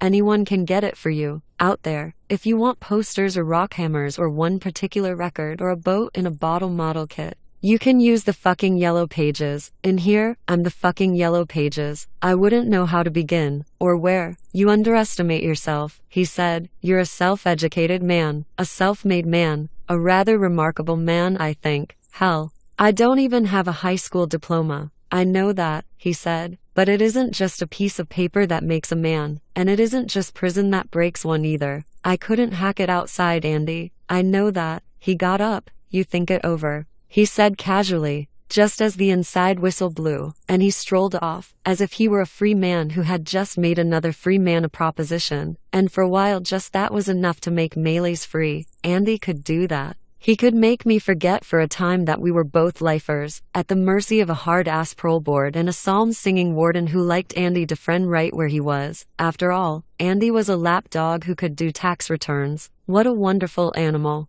But by that night in my cell I felt like a prisoner again. The whole idea seemed absurd, and that mental image of blue water and white beaches seemed more cruel than foolish. It dragged at my brain like a fishhook. I just couldn't wear that invisible coat the way Andy did. I fell asleep that night and dreamed of a great glassy black stone in the middle of a hayfield. A stone shaped like a giant blacksmith's anvil. I was trying to rock the stone up so I could get the key that was underneath. It wouldn't budge. It was just too damn big, and in the background, but getting closer, I could hear the baying of bloodhounds, which leads us, I guess, to the subject of jailbreaks. Sure, they happen from time to time in our happy little family. You don't go over the wall though, not at Shawshank, not if you're smart. The searchlight beams go all night, probing long white fingers across the open fields that surround the prison on 3 sides and the stinking marshland on the 4th. Cons do go over the wall from time to time, and the searchlights almost always catch them. If not, they get picked up trying to thumb a ride on Highway 6 or Highway 99. If they try to cut across country, some farmer sees them and just phones the location into the prison. Cons who go over the wall are stupid cons. Shawshank is no Cannon City. But in a rural area, a man humping his ass across country in a gray pajama suit sticks out like a cockroach on a wedding cake. Over the years, the guys who have done the best, maybe oddly, maybe not so oddly, are the guys who did it on the spur of the moment. Some of them have gone out in the middle of a cart full of sheets, a convict sandwich on white, you could say. There was a lot of that when I first came in here, but over the years they have more or less closed that loophole. Warden Norton's famous Inside Out program produced its share of escapees too. They were the guys who decided they liked what lay to the right of the hyphen better than what lay to the left, and again, in most cases it was a very casual kind of thing. Drop your blueberry rake and stroll into the bushes while one of the screws is having a glass of water at the truck, or when a couple of them get too involved in arguing over yards passing or rushing or the old Boston Patriots. In 1969. The inside-outers were picking potatoes in Sabatas. It was the 3rd of November and the work was almost done. There was a guard named Henry Pugh, and he is no longer a member of our happy little family. Believe me, sitting on the back bumper of one of the potato trucks and having his lunch with his carbine across his knees when a beautiful, or so it was told to me. But sometimes these things get exaggerated. 10-point buck strolled out of the cold early afternoon mist. Pugh went after it with visions of just how that trophy would look mounted in his rec room, and while he was doing it, 3 of his charges just walked away. 2 were recaptured in a Lisbon Falls pinball parlor. The 3rd has not been found to this day. I suppose the most famous case of all was that of Sid Nadeau. This goes back to 1958, and I guess it will never be topped. Sid was outlining the ball field for a Saturday intramural baseball game when the 3 o'clock inside whistle blew, signaling the shift change for the guards. The parking lot is just beyond the exercise yard, on the other side of the electrically operated main gate. At 3 the gate opens and the guards coming on duty and those going off mingle. There's a lot of backslapping and bullyragging, comparison of league bowling scores, and the usual number of tired old ethnic jokes. Sid just trundled his lining machine right out through the gate, leaving a 3-inch baseline all the way from home plate in the exercise yard to the ditch on the far side of Route 6, where they found the machine overturned in a pile of lime. Don't ask me how he did it. He was dressed in his prison uniform. He stood 6 feet 2, and he was billowing clouds of lime dust behind him. All I can figure is that, it being Friday afternoon and all, the guards going off were so happy to be going off, and the guards coming on were so downhearted to be coming on, that the members of the former group never got their heads out of the clouds and those in the latter never got their noses off their shoe tops, and old Sid Nadeau just sort of slipped out between the two. So far as I know, Sid is still at large. Over the years, Andy Dufresne and I had a good many laughs over Sid Nadeau's great escape, and when we heard about that airline hijacking for ransom, the one where the guy parachuted from the back door of the airplane, Andy swore up and down that D.B. Cooper's real name was Sid Nadeau, and he probably had a pocket full of baseline lime in his pocket for good luck, Andy said, that lucky son of a bitch. But you should understand that a case like Sid Nadeau, or the fellow who got away clean from the Sebatis potato field crew, guys like that are winning the prison version of the Irish sweepstakes, purely a case of 6 different kinds of luck somehow gelling together all at the same moment. A stiff like Andy could wait 90 years and not get a similar break. Maybe you remember, a ways back, I mentioned a guy named Henley Backus, the washroom foreman in the laundry. He came to Shawshank in 1922 and died in the prison infirmary 31 years later. Escapes and escape attempts were a hobby of his, maybe because he never quite dared to take the plunge himself. He could tell you 100 different schemes, all of them crackpot, and all of them had been tried in the shank at one time or another. My favorite was the tale of Beaver Morrison, a B&E convict who tried to build a glider from scratch in the plate factory basement. The plans he was working from were in a circa 190 book called The Modern Boy's Guide to Fan and Adventure. Beaver got it built without being discovered, or so the story goes, only to discover there was no door from the basement big enough to get the damn thing out. When Henley told that story, you could bust a gut laughing, and he knew 2 dozen almost as funny. When it came to detailing Shawshank bust-outs, Henley had it down chapter and verse. He told me once that during his time there had been better than 400 escape attempts that he knew of. Really think about that for a moment before you just nod your head and read on 400 escape attempts. That comes out to 12.9 escape attempts for every year Henley Backus was in Shawshank and keeping track of them. The Escape Attempt of the Month Club, of course most of them were pretty slipshod affairs.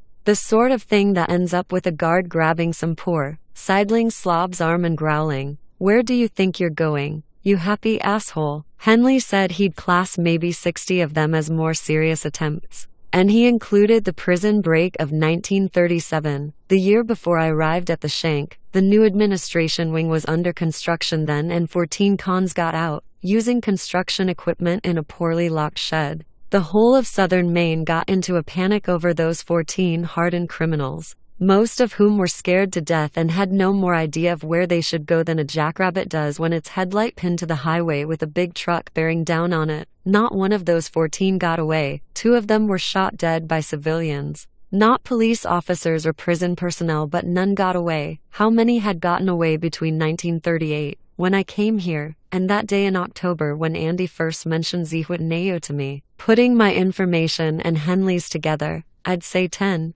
10 that got away clean, and although it isn't the kind of thing you can know for sure, I'd guess that at least half of those 10 are doing time in other institutions of lower learning like the shank, because you do get institutionalized. When you take away a man's freedom and teach him to live in a cell, he seems to lose his ability to think in dimensions. He's like that jackrabbit I mentioned, frozen in the oncoming lights of the truck that is bound to kill it. More often than not, a con who's just out will pull some dumb job that hasn't a chance in hell of succeeding. And why? Because it'll get him back inside, back where he understands how things work. Andy wasn't that way, but I was. The idea of seeing the Pacific sounded good, but I was afraid that actually being there would scare me to death, the bigness of it. Anyhow, the day of that conversation about Mexico, and about Mr. Peter Stevens, that was the day I began to believe that Andy had some idea of doing a disappearing act. I hoped to God he would be careful if he did, and still, I wouldn't have bet money on his chances of succeeding. Warden Norton, you see,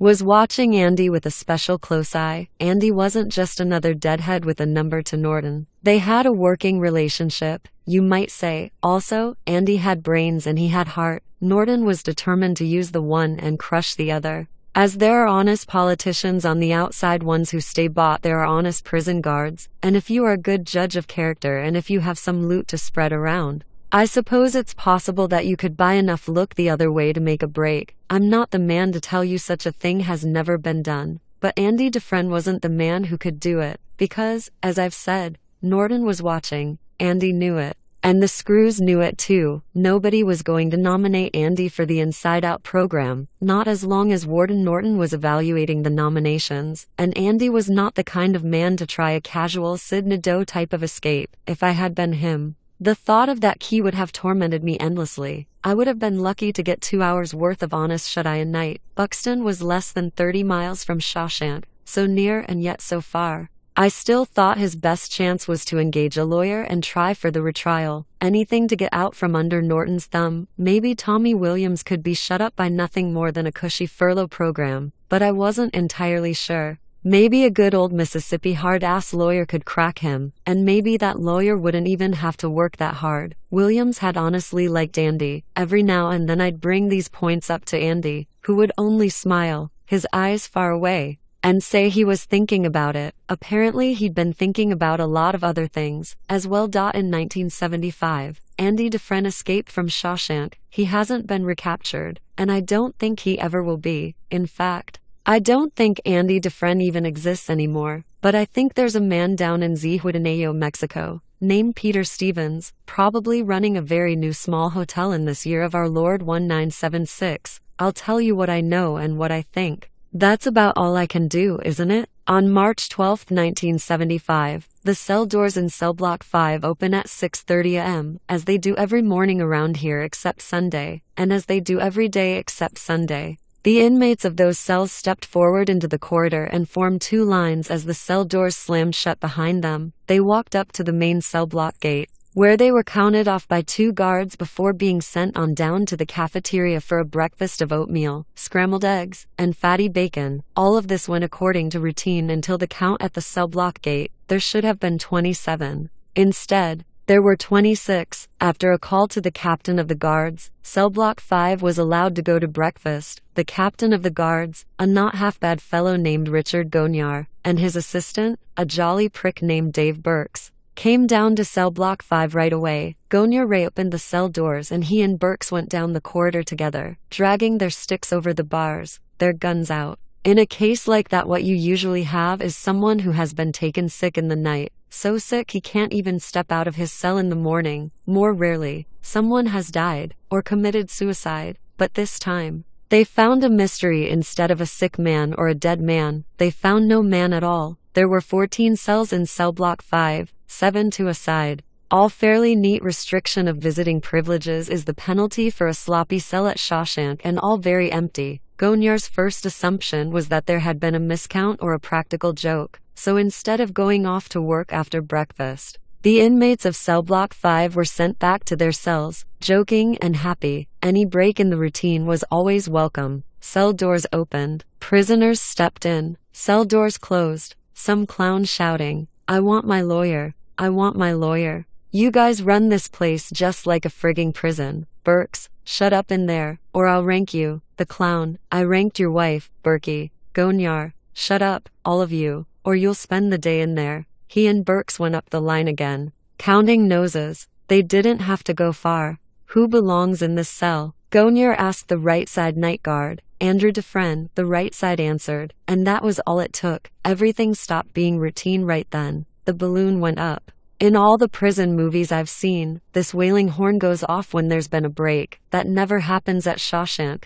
The first thing Gonyar did was to get in touch with the warden. The second thing was to get a search of the prison going. The third was to alert the state police in Scarborough to the possibility of a breakout. That was the routine. It didn't call for them to search the suspected escapee's cell, and so no one did. Not then. Why would they? It was a case of what you see is what you get. It was a small square room, bars on the window and bars on the sliding door, rocks on the windowsill, and the poster, of course. It was Linda Ronstadt by then. The poster was right over his bunk. There had been a poster there, in that exact same place, for 26 years, and when someone, who was Warden Norton himself, as it turned out, poetic justice if there ever was anybody, looked behind it, they got one hell of a shock. But that didn't happen until 6:30 that night, almost 12 hours after Andy had been reported missing, probably 20 hours after he had actually made his escape. Norton hit the roof. I have it on good authority. Chester, the trustee, who was waxing the hall floor in the admin wing that day, he didn't have to polish any key plates with his ear that day. He said you could hear the warden clear down to records and files as he chewed on Rich Gonyar's ass. What do you mean?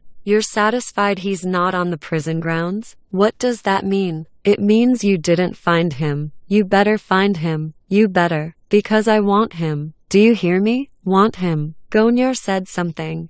Didn't happen on your shift? That's what you say. So far as I can tell, no one knows when it happened, or how, or if it really did. Now, I want him in my office by 3 o'clock this afternoon, or some heads are going to roll. I can promise you that. And I always keep my promises. Something else from Gonyar, something that seemed to provoke Norton to even greater rage. No? Then look at this. Look at this. You recognize it? Last night's tally for cell block 5, every prisoner accounted for. Dufresne was locked up last night at 9 and it is impossible for him to be gone now. It is impossible. Now you and him. But at 3 that afternoon Andy was still among the missing. Norton himself stormed down to cell block 5 a few hours later, where the rest of us had been locked up all of that day. Had we been questioned? We had spent most of that long day being questioned by harried screws who were feeling the breath of the dragon on the backs of their necks. We all said the same thing. We had seen nothing, heard nothing, and so far as I know, we were all telling the truth. I know that I was. All we could say was that Andy had indeed been in his cell at the time of the lock-in, and at lights out an hour later. One wit suggested that Andy had poured himself out through the keyhole. The suggestion earned the guy 4 days in solitary. They were uptight. So Norton came down. He stalked down glaring at us with blue eyes nearly hot enough to strike sparks from the tempered steel bar of our cages. He looked at us as if he believed we were all in on it. Probably he did believe it. He went into Andy's cell and looked around. It was just as Andy had left it. The sheets on his bunk turned back but without looking slept in. Rocks on the windowsill. But not all of them. The ones he liked best he took with him. Rocks, Norton hissed, and swept them off the window ledge with a clatter. Gonyar, who was now on overtime, winced but said nothing. Norton's eyes fell on the Linda Ronstadt poster. Linda was looking back over her shoulder, her hands tucked into the back pockets of a very tight pair of fawn-colored slacks. She was wearing a halter and she had a deep California tan. It must have offended the hell out of Norton's Baptist sensibilities, that poster. Watching him glare at it, I remembered what Andy had once said about feeling he could almost step through the picture and be with the girl. In a very real way. That was exactly what he did, as Norton was only seconds from discovering. Wretched thing. He grunted and ripped the poster from the wall with a single swipe of his hand, and revealed the gaping, crumbled hole in the concrete behind it. Gonyar wouldn't go in.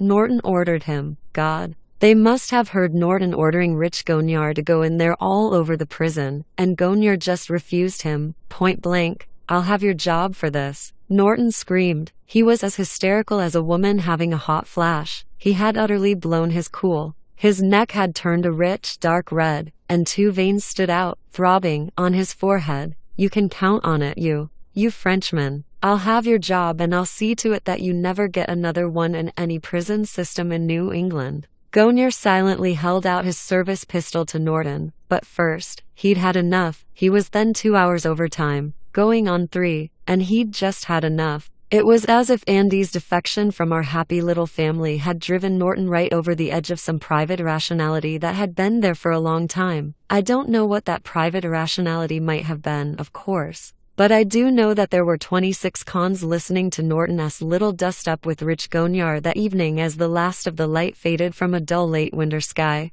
All of us hard-timers and long-line riders who had seen the administrators come and go, the hard-asses and the candy-asses alike, and we all knew that Warden Samuel Norton had just passed what the engineers like to call the breaking strain, and by God, it almost seemed to me that somewhere I could hear Andy Dufresne laughing. Norton finally got a skinny drink of water on the night shift to go into the hole that had been behind Andy's poster of Linda Ronstadt. The skinny guard's name was Rory Tremont, and he was not exactly a ball of fire in the brains department. Maybe he thought he was going to win a Bronze Star or something. As it turned out, it was fortunate that Norton got someone of Andy's approximate height and build to go in there. If they had sent a big-assed fellow, as most prison guards seem to be, the guy would have stuck in there as sure as God made green grass, and he might be there still. Tremont went in with a nylon filament rope, which someone had found in the trunk of his car, tied around his waist, and a big 6-battery flashlight in one hand. By then Gonyar, who had changed his mind about quitting and who seemed to be the only one there still able to think clearly, had dug out a set of blueprints. I knew well enough what they showed him, a wall which looked, in cross-section, like a sandwich. The entire wall was 10 feet thick. The inner and outer sections were each about 4 feet thick.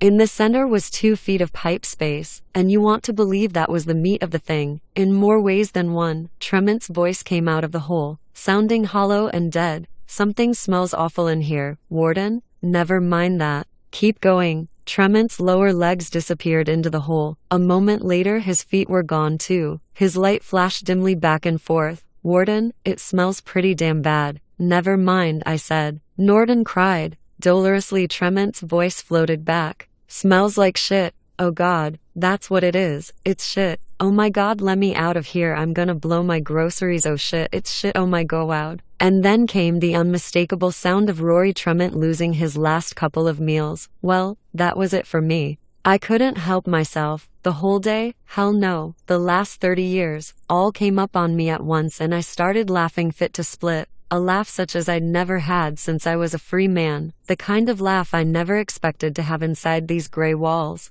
And oh dear God, didn't it feel good. Get that man out of here. Warden Norton was screaming, and I was laughing so hard I didn't know if he meant me or Tremont. I just went on laughing and kicking my feet and holding onto my belly. I couldn't have stopped if Norton had threatened to shoot me dead bang on the spot. Get him out. Well, friends and neighbors, I was the one who went straight down to solitary, and there I stayed for 15 days, a long shot. But every now and then I'd think about poor old not too bright Rory Tremont bellowing oh shit it's shit, and then I'd think about Andy Dufresne heading south in his own car, dressed in a nice suit, and I'd just have to laugh. I did that 15 days in solitary practically standing on my head, maybe because half of me was with Andy Dufresne who had waited in shit and came out clean on the other side. Andy Dufresne, headed for the Pacific. I heard the rest of what went on that night from half a dozen sources. There wasn't all that much anyway. I guess that Rory Tremont decided he didn't have much left to lose after he'd lost his lunch and dinner, because he did go on.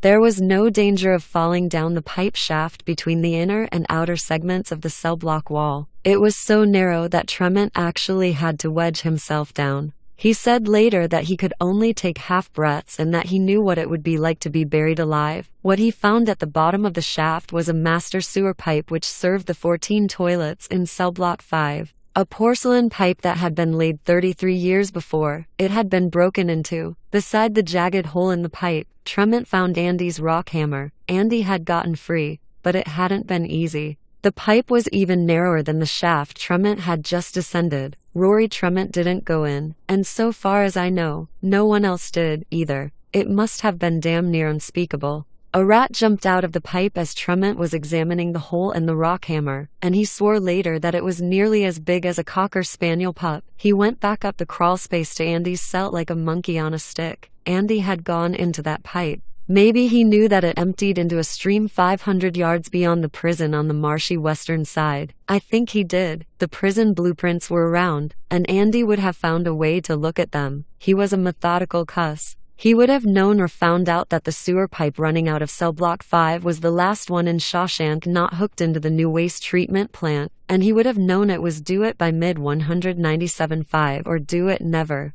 Because in August they were going to switch us over to the new waste treatment plant too. 500 yards, the length of 5 football fields, just shy of half a mile. He crawled that distance, maybe with one of those small pen lights in his hand. Maybe with nothing but a couple of books of matches. He crawled through foulness that I either can't imagine or don't want to imagine. Maybe the rats scattered in front of him. Or maybe they went for him the way such animals sometimes will when they've had a chance to grow bold in the dark. He must have had just enough clearance at the shoulders to keep moving. And he probably had to shove himself through the places where the lengths of pipe were joined. If it had been me, the claustrophobia would have driven me mad a dozen times over. But he did it. At the far end of the pipe they found a set of muddy footprints leading out of the sluggish, polluted creek the pipe fed into. 2 miles from there, a search party found his prison uniform. That was a day later. 3 months after that memorable day, Warden Norton resigned. He was a broken man. It gives me great pleasure to report. The spring was gone from his step. On his last day he shuffled act with his head down like an old con shuffling down to the infirmary for his codeine pills.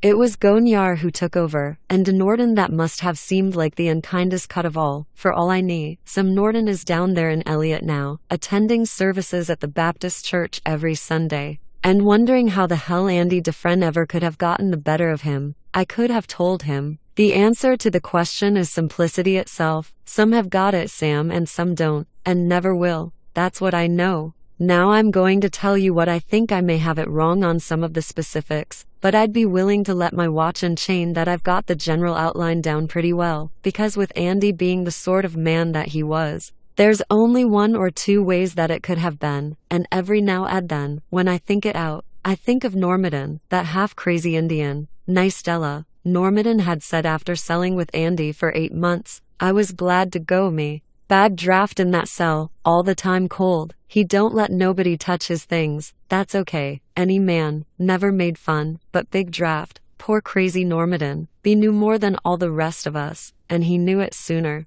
And it was 8 long months before Andy could get him out of there and have the cell to himself again. If it hadn't been for the 8 months Normanton had spent with him after Warden Norton first came in, I do believe that Andy would have been free before Nixon resigned. I believe now that it began in 1949, way back then, not with the rock hammer, but with the Rita Hayworth poster. I told you how nervous he seemed when he asked for that. Nervous and filled with suppressed excitement. At the time I thought it was just embarrassment, that Andy was the sort of guy who'd never want someone else to know that he had feet of clay and wanted a woman, especially if it was a fantasy woman. But I think now that I was wrong. I think now that Andy's excitement came from something else altogether. What was responsible for the hole that Warden Norton eventually found behind the poster of a girl that hadn't even been born when that photo of Rita Hayworth was taken? Andy Dufresne's perseverance and hard work. Yeah, I don't take any of that away from him. But there were 2 other elements in the equation.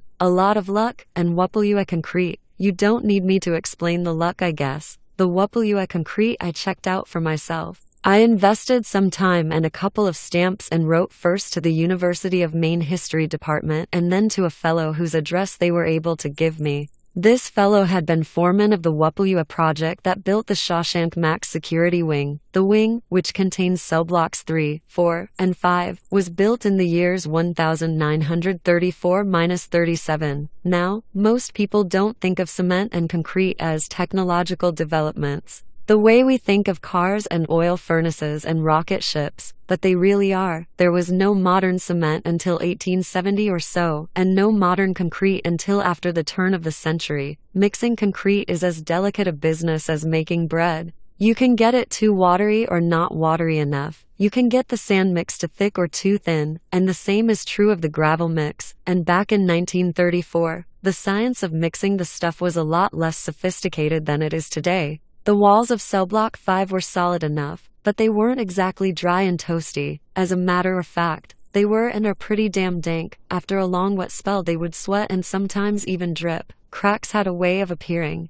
some an inch deep. They were routinely mortared over. Now here comes Andy Dufresne into cell block 5. He's a man who graduated from the University of Maine School of Business, but he's also a man who took 2 or 3 geology courses along the way. Geology had, in fact, become his chief hobby. I imagine it appealed to his patient, meticulous nature. A 10,000-year ice age here, a million years of mountain building there, plates of bedrock grinding against each other deep under the Earth's skin over the millennia. Pressure. Andy told me once that all of geology is the study of pressure. And time, of course. He had time to study those walls. Plenty of time. When the cell door slams and the lights go out, there's nothing else to look at. First-timers usually have a hard time adjusting to the confinement of prison life. They get screw fever. Sometimes they have to be hauled down to the infirmary and sedated a couple of times before they get on the beam. It's not unusual to hear some new member of our happy little family banging on the bars of his cell and screaming to be let out. And before the cries have gone on for long, the chant starts up along the cell block. Fresh fish.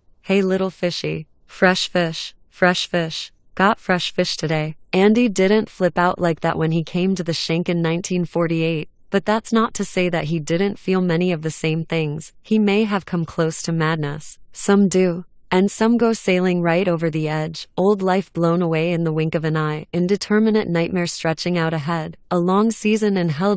So what did he do? I ask you. He searched almost desperately for something to divert his restless mind. Oh, there are all sorts of ways to divert yourself, even in prison. It seems like the human mind is full of an infinite number of possibilities when it comes to diversion. I told you about the sculptor and his 3 ages of Jesus. There were coin collectors who were always losing their collections to thieves, stamp collectors, one fellow who had postcards from 35 different countries, and let me tell you, he would have turned out your lights if he'd caught you diddling with his postcards. Andy got interested in rocks and the walls of his cell. I think that his initial intention might have been to do no more than to carve his initials into the wall where the poster of Rita Hayworth would soon be hanging. His initials, or maybe a few lines from some poem. Instead, what he found was that interestingly weak concrete. Maybe he started to carve his initials and a big chunk of the wall just fell out. I can see him, lying there on his bunk, looking at that broken chunk of concrete, turning it over in his hands. Never mind the wreck of your whole life. Never mind that you got railroaded into this place by a whole trainload of bad luck. Let's forget all that and look at this piece of concrete. Some months further along he might have decided it would be fun to see how much of that wall he could take out, but you can't just start digging into your wall and then, when the weekly inspection or one of the surprise inspections that are always turning up interesting caches of booze, drugs, dirty pictures, and weapons comes around, say to the guard, "This, just excavating a little hole in my cell wall. Not to worry. My good man." No, he couldn't have that, so he came to me and asked if I could get him a Rita Hayworth poster, not a little one but a big one, and of course, he had the rock hammer. I remember thinking when I got him that gadget back in 48 that it would take a man 600 years to burrow through the wall with it. True enough, but Andy only had to go through half the wall, and even with the soft concrete, it took him 2 rock hammers and 27 years to do it.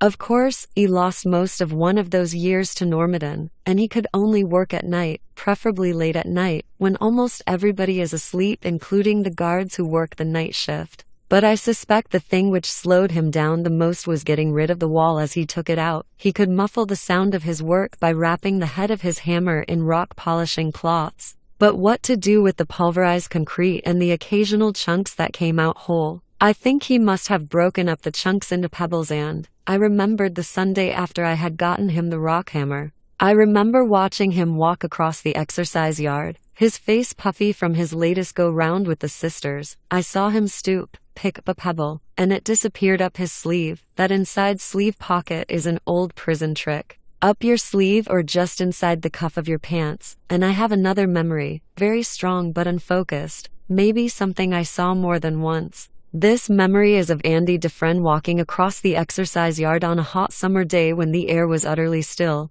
yeah, except for the little breeze that seemed to be blowing sand around Andy Dufresne's feet. So maybe he had a couple of cheaters in his pants below the knees. You loaded the cheaters up with fill and then just strolled around, your hands in your pockets, and when you felt safe and unobserved, you gave the pockets a little twitch. The pockets, of course, are attached by string or strong thread to the cheaters. The fill goes cascading out of your pants legs as you walk. The World War II pose who were trying to tunnel out used the dodge. The years went past and Andy brought his wall out to the exercise yard cupful by cupful. He played the game with administrator after administrator, and they thought it was because he wanted to keep the library growing. I have no doubt that was part of it. But the main thing Andy wanted was to keep cell 14 and cell block 5 a single occupancy. I doubt if he had any real plans or hopes of breaking out, at least not at first. He probably assumed the wall was 10 feet of solid concrete, and that if he succeeded in boring all the way through it, he'd come out 30 feet over the exercise yard. But like I say, I don't think he was worried over much about breaking through. His assumption could have run this way: I am only making a foot of progress every 7 years or so. Therefore, it would take me 70 years to break through. That would make me 101 years old. Here's a second assumption I would have made, had I been Andy. That eventually I would be caught and get a lot of solitary time, not to mention a very large black mark on my record. After all, there was the regular weekly inspection and a surprise toss which usually came at night every second week or so. He must have decided that things couldn't go on for long. Sooner or later, some screw was going to peek behind Rita Hayworth just to make sure Andy didn't have a sharpened spoon handle or some marijuana reefer scotch taped to the wall. And his response to that second assumption must have been to hell with it. Maybe he even made a game out of it. How far in can I get before they find out? Prison is a goddamn boring place. And the chance of being surprised by an unscheduled inspection in the middle of the night while he had his poster unstuck probably added some spice to his life during the early years. And I do believe it would have been impossible for him to get away with it just on dumb luck, not for 27 years. Nevertheless, I have to believe that for the first 2 years until mid-May of 1950. When he helped Byron Hadley get around the tax on his windfall inheritance, that's exactly what he did get by on. Or maybe he had something more than dumb luck going for him even back then. He had money. And he might have been slipping someone a little squeeze every week to take it easy on him. Most guards will go along with that if the price is right. It's money in their pockets and the prisoner gets to keep his whack-off pictures or his tailor-made cigarettes. Also, Andy was a model prisoner, quiet, well-spoken, respectful, non-violent. It's the crazies and the stampeders that get their cells turned upside down at least once every 6 months, their mattresses unzipped, their pillows taken away and cut open, the outflow pipe from their toilets carefully probed. Then, in 1950, Andy became something more than a model prisoner. In 1950, he became a valuable commodity, a murderer who did tax returns better than H&R Block. He gave gratis estate planning advice, set up tax shelters, filled out loan applications sometimes creatively. I can remember him sitting behind his desk in the library, patiently going over a car loan agreement paragraph by paragraph with a screwhead who wanted to buy a used DeSoto, telling the guy what was good about the agreement and what was bad about it, explaining to him that it was possible to shop for a loan and not get hit quite so bad, steering him away from the finance companies, which in those days were sometimes little better than legal loan sharks. When he finished, the screwhead started to put out his hand, and then drew it back to himself quickly. He'd forgotten for a moment, you see, that he was dealing with a mascot, not a man. Andy kept up on the tax laws and the changes in the stock markets, and so his usefulness didn't end after he'd been in cold storage for a while, as it might have done. He began to get his library money. His running war with the sisters had ended, and nobody tossed his cell very hard. He was a good nigger. Then one day, very late in the going, perhaps around October of 1967, the longtime hobby suddenly turned into something else. One night while was in the hole up to his waist with Raquel Welch hanging down over his ass, the pick end of his rock hammer must have suddenly sunk into concrete past the hilt. He would have dragged some chunks of concrete back. But maybe he heard other falling down into that shaft, bouncing back and forth, clinking of that standpipe. Did he know by then that he was going to come upon that shaft? Or was he totally surprised? I don't know. He might have seen the prison blueprints by then, or he might not have. If not, you can be damned sure he found a way to look at them not long after. All at once he must have realized that, instead of just playing a game, he was playing for high stakes. In terms of his own life and his own future, the highest. Even then he couldn't have known for sure, but he must have had a pretty good idea, because it was right around then that he talked to me about Zihuatanejo for the first time. All of a sudden, instead of just being a toy, that stupid hole in the wall became his master. If he knew about the sewer pipe at the bottom and that it led under the outer wall, it did anyway. He'd had the key under the rock in Buxton to worry about for years. Now he had to worry that some eager beaver new guard would look behind his poster and expose the whole thing, or that he would get another cellmate, or that he would, after all those years, suddenly be transferred. He had all those things on his mind for the next 8 years. All scans say is that he must have been one of the coolest men who ever lived. I would have gone completely nuts after a while, living with all that uncertainty. But Andy just went on playing the game. He had to carry the possibility of discovery for another 8 years, the probability of it, you might say, because no matter how carefully he stacked the cards in his favor, as an inmate of a state prison, he just didn't have that many to stack, and the gods had been kind to him for a very long time. Some 19 years. The most ghastly irony I can think of would have been if he had been offered a parole. Can you imagine it? 3 days before the parolee is actually released, he is transferred into the light security wing to undergo a complete physical and a battery of vocational tests. While he's there, his old cell is completely cleaned out. Instead of getting his parole, Andy would have gotten a long turn downstairs in solitary, followed by some more time upstairs, but in a different cell. If he broke into the shaft in 1967, how come he didn't escape until 1975? I don't know for sure, but I can advance some pretty good guesses. First, he would have become more careful than ever. He was too smart to just push ahead at flank speed and try to get out in 8 months, or even in 18. He must have gone on widening the opening on the crawl space a little at a time, a hole as big as a teacup by the time he took his New Year's Eve drink that year, a hole as big as a dinner plate by the time he took his birthday drink in 1968.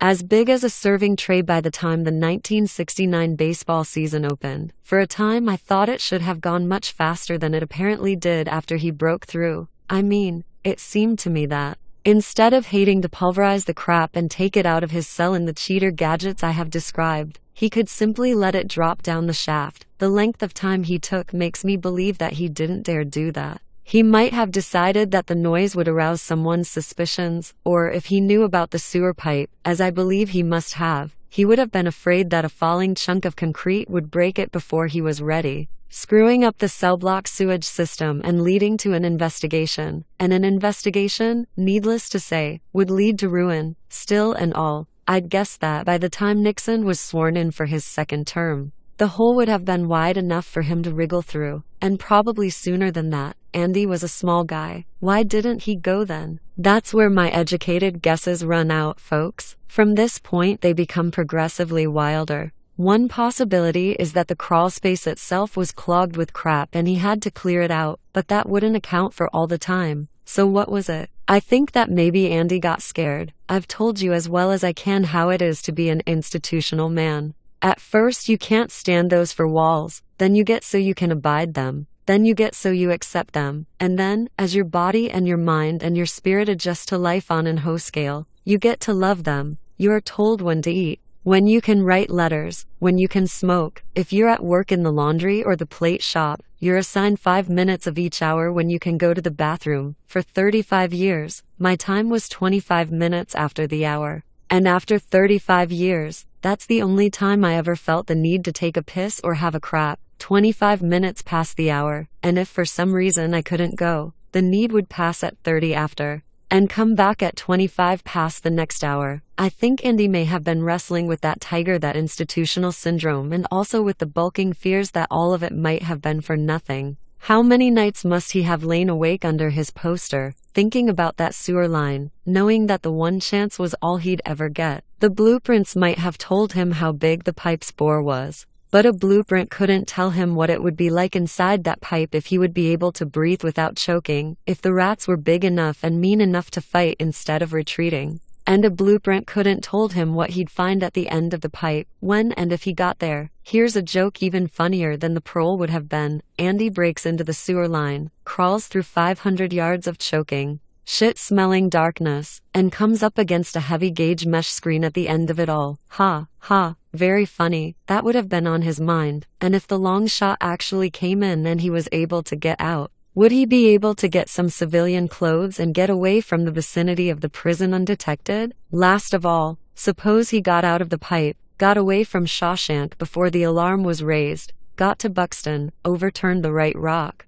and found nothing beneath? Not necessarily something so dramatic as arriving at the right field and discovering that a high-rise apartment building had been erected on the spot, or that it had been turned into a supermarket parking lot. It could have been that some little kid who liked rocks noticed that piece of volcanic glass, turned it over, saw the deposit box key, and took both it and the rock back to his room as souvenirs. Maybe a November hunter kicked the rock, left the key exposed, and a squirrel or a crow with a liking for bright shiny things had taken it away. Maybe there had been spring floods one year, breaching the wall, washing the key away. Maybe anything. So I think, wild guess or not, that Andy just froze in place for a while. After all, you can't lose if you don't bet. What did he have to lose, you ask? His library, for one thing, the poison piece of institutional life, for another, any future chance to grab his safe identity. But he finally did it, just as I have told you. He tried, and didn't he succeed in spectacular fashion? You tell me. But did he get away, you ask? What happened after? What happened when he got to that meadow and turned over that rock, always assuming the rock was still there? I can't describe that scene for you because this institutional man is still in this institution and expects to be for years to come, but I'll tell you this, very late in the summer of 1975, on September 15th, to be exact, I got a postcard which had been mailed from the tiny town of McNairy, Texas. That town is on the American side of the border, directly across from Yale Porvenir. The message side of the card was totally blank, but I know it in my heart as surely as I know that we're all going to die someday. McNairy was where he crossed. McNairy, Texas. So that's my story, Jack. I never believed how long it would take to write it all down, or how many pages it would take. I started writing just after I got that postcard, and here I am finishing up on January 14, 1976. I've used 3 pencils right down to knuckle stubs, and a whole tablet of paper. I've kept the pages carefully hidden. Not that many could read my hen tracks. Anyway, it stirred up more memories than I ever would have believed. Writing about yourself seems to be a lot like sticking a branch into clear river water and roiling up the muddy bottom. Well, you weren't writing about yourself, I hear someone in the peanut gallery saying. You were writing about Andy Dufresne. You're nothing but a minor character in your own story. But you know, that's just not so. It's all about me. Every damned word of it. Andy was the part of me they could never lock up. The part of me that will rejoice when the gates finally open for me and I walk out in my cheap suit with my $20 of mad money in my pocket. That part of me will rejoice no matter how old and broken and scared the rest of me is. I guess it's just that Andy had more of that part than me, and used it better. There are others here like me, others who remember Andy. We're glad he's gone. But a little sad too. Some birds are not meant to be caged, that's all. Their feathers are too bright, their songs too sweet and wild. So you let them go, or when you open the cage to feed them they somehow fly out past you. And the part of you that knows it was wrong to imprison them in the first place rejoices. But still, the place where you live is that much more drab and empty for their departure. That's the story and I'm glad I told it. Even if it is a bit inconclusive and even though some of the memories the pencil prodded up like that branch poking up the river made me feel a little sad and even older than I am. Thank you for listening. And Andy, if you're really down there, as I believe you are, look at the stars for me just after sunset, and touch the sand, and wade in the water, and feel free. I never expected to take up this narrative again, but here I am with the dog-eared, folded pages open on the desk in front of me. Here I am adding another 3 or 4 pages, writing in a brand new tablet, a tablet I bought in a store. I just walked into a store on Portland's Congress Street and bought it. I thought I had put finish to my story in a Shawshank prison cell on a bleak January day in 1976. Now it's May of 1977 and I am sitting in a small cheap room of the Brewster Hotel in Portland. Adding to it, the window is open, and the sound of the traffic floating in seem huge, exciting, and intimidating. I have to look constantly over at the window and reassure myself that there are no bars on it. I sleep poorly at night because the bed in this room, as cheap as the room is, seems much too big and luxurious. I snap awake every morning promptly at 6:30, feeling disoriented and frightened. Dreams are bad. I have a crazy feeling of free fall. The sensation is as terrifying as it is exhilarating. What has happened in my life? Can't you guess? I was paroled. After 38 years of routine hearings and routine denials in the course of those 38 years, 3 lawyers died on me. My parole was granted. I suppose they decided that, at the age of 58, I was finally used up enough to be deemed safe. I came very close to burning the document you have just read. They search outgoing parolees almost as carefully as they search incoming new fish. And beyond containing enough dynamite to assure me of a quick turnaround and another 6 or 8 years inside, my memoirs contain something else. The name of the town where I believe Andy Dufresne to be. Mexican police gladly cooperate with the American police, and I didn't want my freedom or my unwillingness to give up the story I'd worked so long and hard to write to cost Andy his. Then I remembered how Andy had brought in his $500 back in 1948, and I took out my story of him the same way, just to be on the safe side. I carefully rewrote each page which mentions Ihuatneyo. If the papers had been found during my outside search, as they call it at the shank, I would have gone back in on turnaround, but the cops would have been looking for Andy in a Peruvian seacoast town named Los Intruders. The parole committee got me a job as a stockroom assistant at 310 the Big Foodway Market at the Spruce Mall in South Portland, which means I became just one more aging bag boy. There's only two kinds of bag boys, you know, the old ones and the young ones. No one ever looks at either kind. If you shop at the Spruce Mall Foodway, I may have even taken your groceries out to your car, but you'd have had to have shopped there between March and April of 1977, because that's as long as I worked there. At first, I didn't think I was going to be able to make it on the outside at all. I've described prison society as a scaled-down model of your outside world, but I had no idea of how fast things moved on the outside. The raw speed people move at. They even talk faster and louder. It was the toughest adjustment I've ever had to make, and I haven't finished making it yet, not by a long way. Women, for instance, after hardly knowing that they were half of the human race for 40 years. I was suddenly working in a store filled with them, old women, pregnant women wearing t-shirts with arrows pointing downward and a printed motto reading "Baby here." Skinny women with their nipples poking out at their shirts. A woman wearing something like that when I went in would have gotten arrested and then had a sanity hearing. Women of every shape and size. I found myself going around with a semi-hard almost all the time and cursing myself for being a dirty old man. Going to the bathroom, that was another thing. When I had to go, and the urge always came on me at 25 past the hour. I had to fight the almost overwhelming need to check it with my boss. Knowing that was something I could just go and do in this too bright outside world was one thing. Adjusting my inner self to that knowledge after all those years of checking it with the nearest screwhead or facing 2 days in solitary for the oversight, that was something else. My boss didn't like me. He was a young guy, 26 or 7. And I could see that I sort of disgusted him, the way a cringing, servile old dog that crawls up to you on its belly to be petted will disgust a man. Christ, I disgusted myself, but I couldn't make myself stop. I wanted to tell him. That's what a whole life in prison does for you, young man. It turns everyone in a position of authority into a master, and you into every master's dog. Maybe you know you've become a dog, even in prison, but since everyone else in gray is a dog too, it doesn't seem to matter so much. Outside it does, but I couldn't tell a young guy like him. He would never understand, neither would my P.O., a big, bluff ex-Navy man with a huge red beard and a large stock of polished jokes. He saw me for about 5 minutes every week. "Are you staying out of the bars, Red?" He'd ask when he'd run out of polished jokes. I'd say yeah, and that would be the end of it until next week. Music on the radio. When I went in, the big bands were just getting up a good head of steam. Now every song sounds like it's about fucking. So many cars. At first, I felt like I was taking my life into my hands every time I crossed the street. There was more. Everything was strange and frightening, but maybe you get the idea, or can at least grasp a corner of it. I began to think about doing something to get back in. When you're on parole, almost anything will serve. I'm ashamed to say it,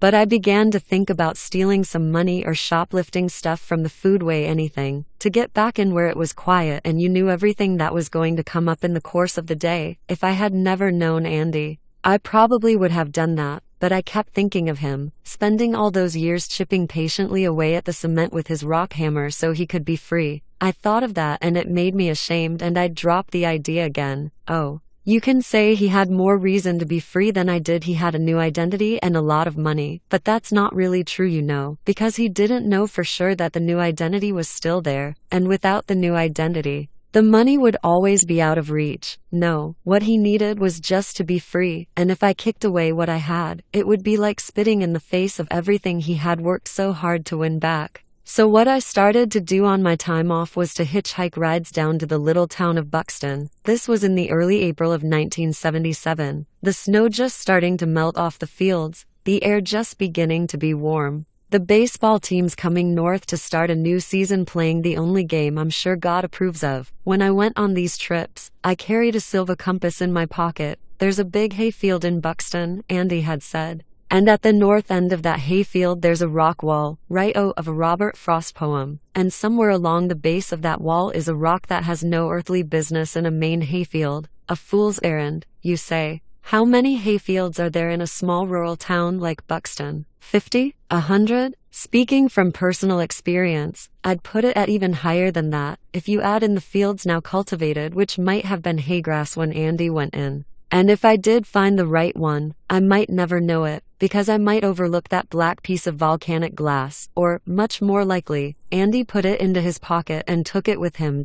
So I'd agree with you. A fool's errand. No doubt about it. Worse. A dangerous one for a man on parole, because some of those fields were clearly marked with no trespassing signs, and as I've said, they're more than happy to slam your ass back inside if you get out of line. A fool's errand. But so is chipping at a blank concrete wall for 27 years, and when you're no longer the man who can get it for you and just an old bag boy, it's nice to have a hobby to take your mind off your new life. My hobby was looking for Andy's rock. So I'd hitchhike to Buxton and walk the roads. I'd listen to the birds, to the spring runoff in the culverts, examine the bottles the retreating snows had revealed, all useless non-returnables. I am sorry to say, the world seems to have gotten awfully spendthrift since I went into the slam and looking for hayfields. Most of them could be eliminated right off. No rock walls, others had rock walls, but my compass told me they were facing the wrong direction. I walked these wrong ones anyway. It was a comfortable thing to be doing, and on those outings I really felt free, at peace. An old dog walked with me one Saturday, and one day I saw a winter skinny deer. Then came April 23rd.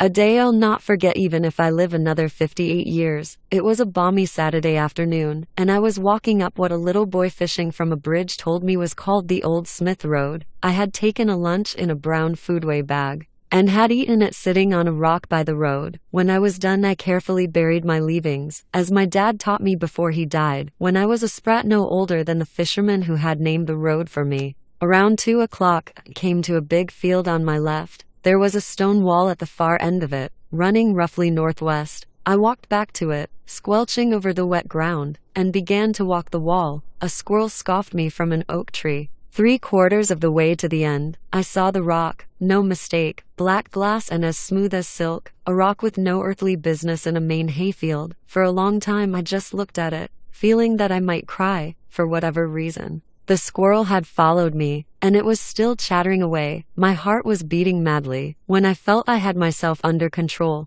I went to the rock, squatted beside it. The joints in my knees went off like a double-barreled shotgun, and let my hand touch it. It was real. I didn't pick it up because I thought there would be anything under it. I could just as easily have walked away without finding what was beneath. I certainly clad no plans to take it away with me. Because I didn't feel it was mine to take, I had a feeling that taking that rock from the field would have been the worst kind of theft. No, I only picked it up to feel it better, to get the heft of the thing, and I suppose, to prove its reality by feeling its satiny texture against my skin. I had to look at what was underneath for a long time. My eyes saw it, but it took a while for my mind to catch up. It was an envelope, carefully wrapped in a plastic bag to keep away the damp.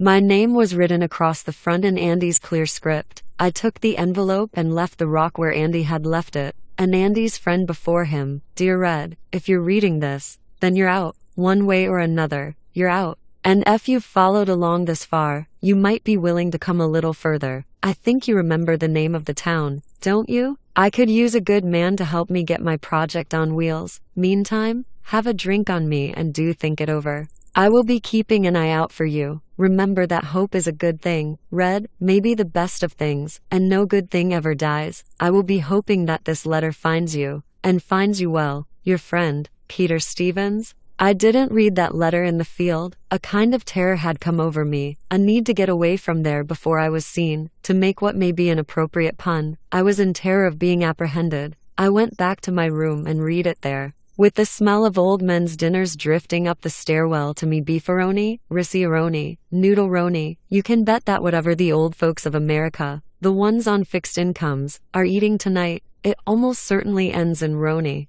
I opened the envelope and read the letter, and then I put my head in my arms and cried. With the letter there were 20 new $50 bills, and here I am in the Brewster Hotel, technically a fugitive from justice again. Parole violation is my crime. No one's going to throw up any roadblocks to catch a criminal wanted on that charge. I guess wondering what I should do now. I have this manuscript. I have a small piece of luggage about the size of a doctor's bag that holds everything I own. I have 1950s, for tens, a 5, 3 ones, and assorted change. I broke one of the 50s to buy this tablet of paper and a deck of smokes, wondering what I should do. But there's really no question. It always comes down to just two choices. Get busy living or get busy dying. First, I'm going to put this manuscript back in my bag. Then I'm going to buckle it up, grab my coat, go downstairs, and check out of this flea bag. Then I'm going to walk uptown to a bar and put that $5 bill down in front of the bartender and ask him to bring me 2 straight shots of Jack Daniels, one for me and one for Andy Dufresne, other than a beer or two. They'll be the first drinks I've taken as a free man since 1938. Then I am going to tip the bartender $1 and thank him kindly. I will leave the bar and walk up Spring Street to the Greyhound terminal there and buy a bus ticket to El Paso by way of New York City. When I get to El Paso, I'm going to buy a ticket to McNairy, and when I get to McNairy, I guess I'll have a chance to find out if an old crook like me can find a way to float across the border and into Mexico. Sure, I remember the name, Zihuatanejo. A name like that is just too pretty to forget. I find I am excited. So excited I can hardly hold the pencil in my trembling hand. I think it is the excitement that only a free man can feel, a free man starting a long journey whose conclusion is uncertain. I hope Andy is down there. I hope I can make it across the border. I hope to see my friend and shake his hand. I hope the Pacific is as blue as it has been in my dreams. I hope. The end.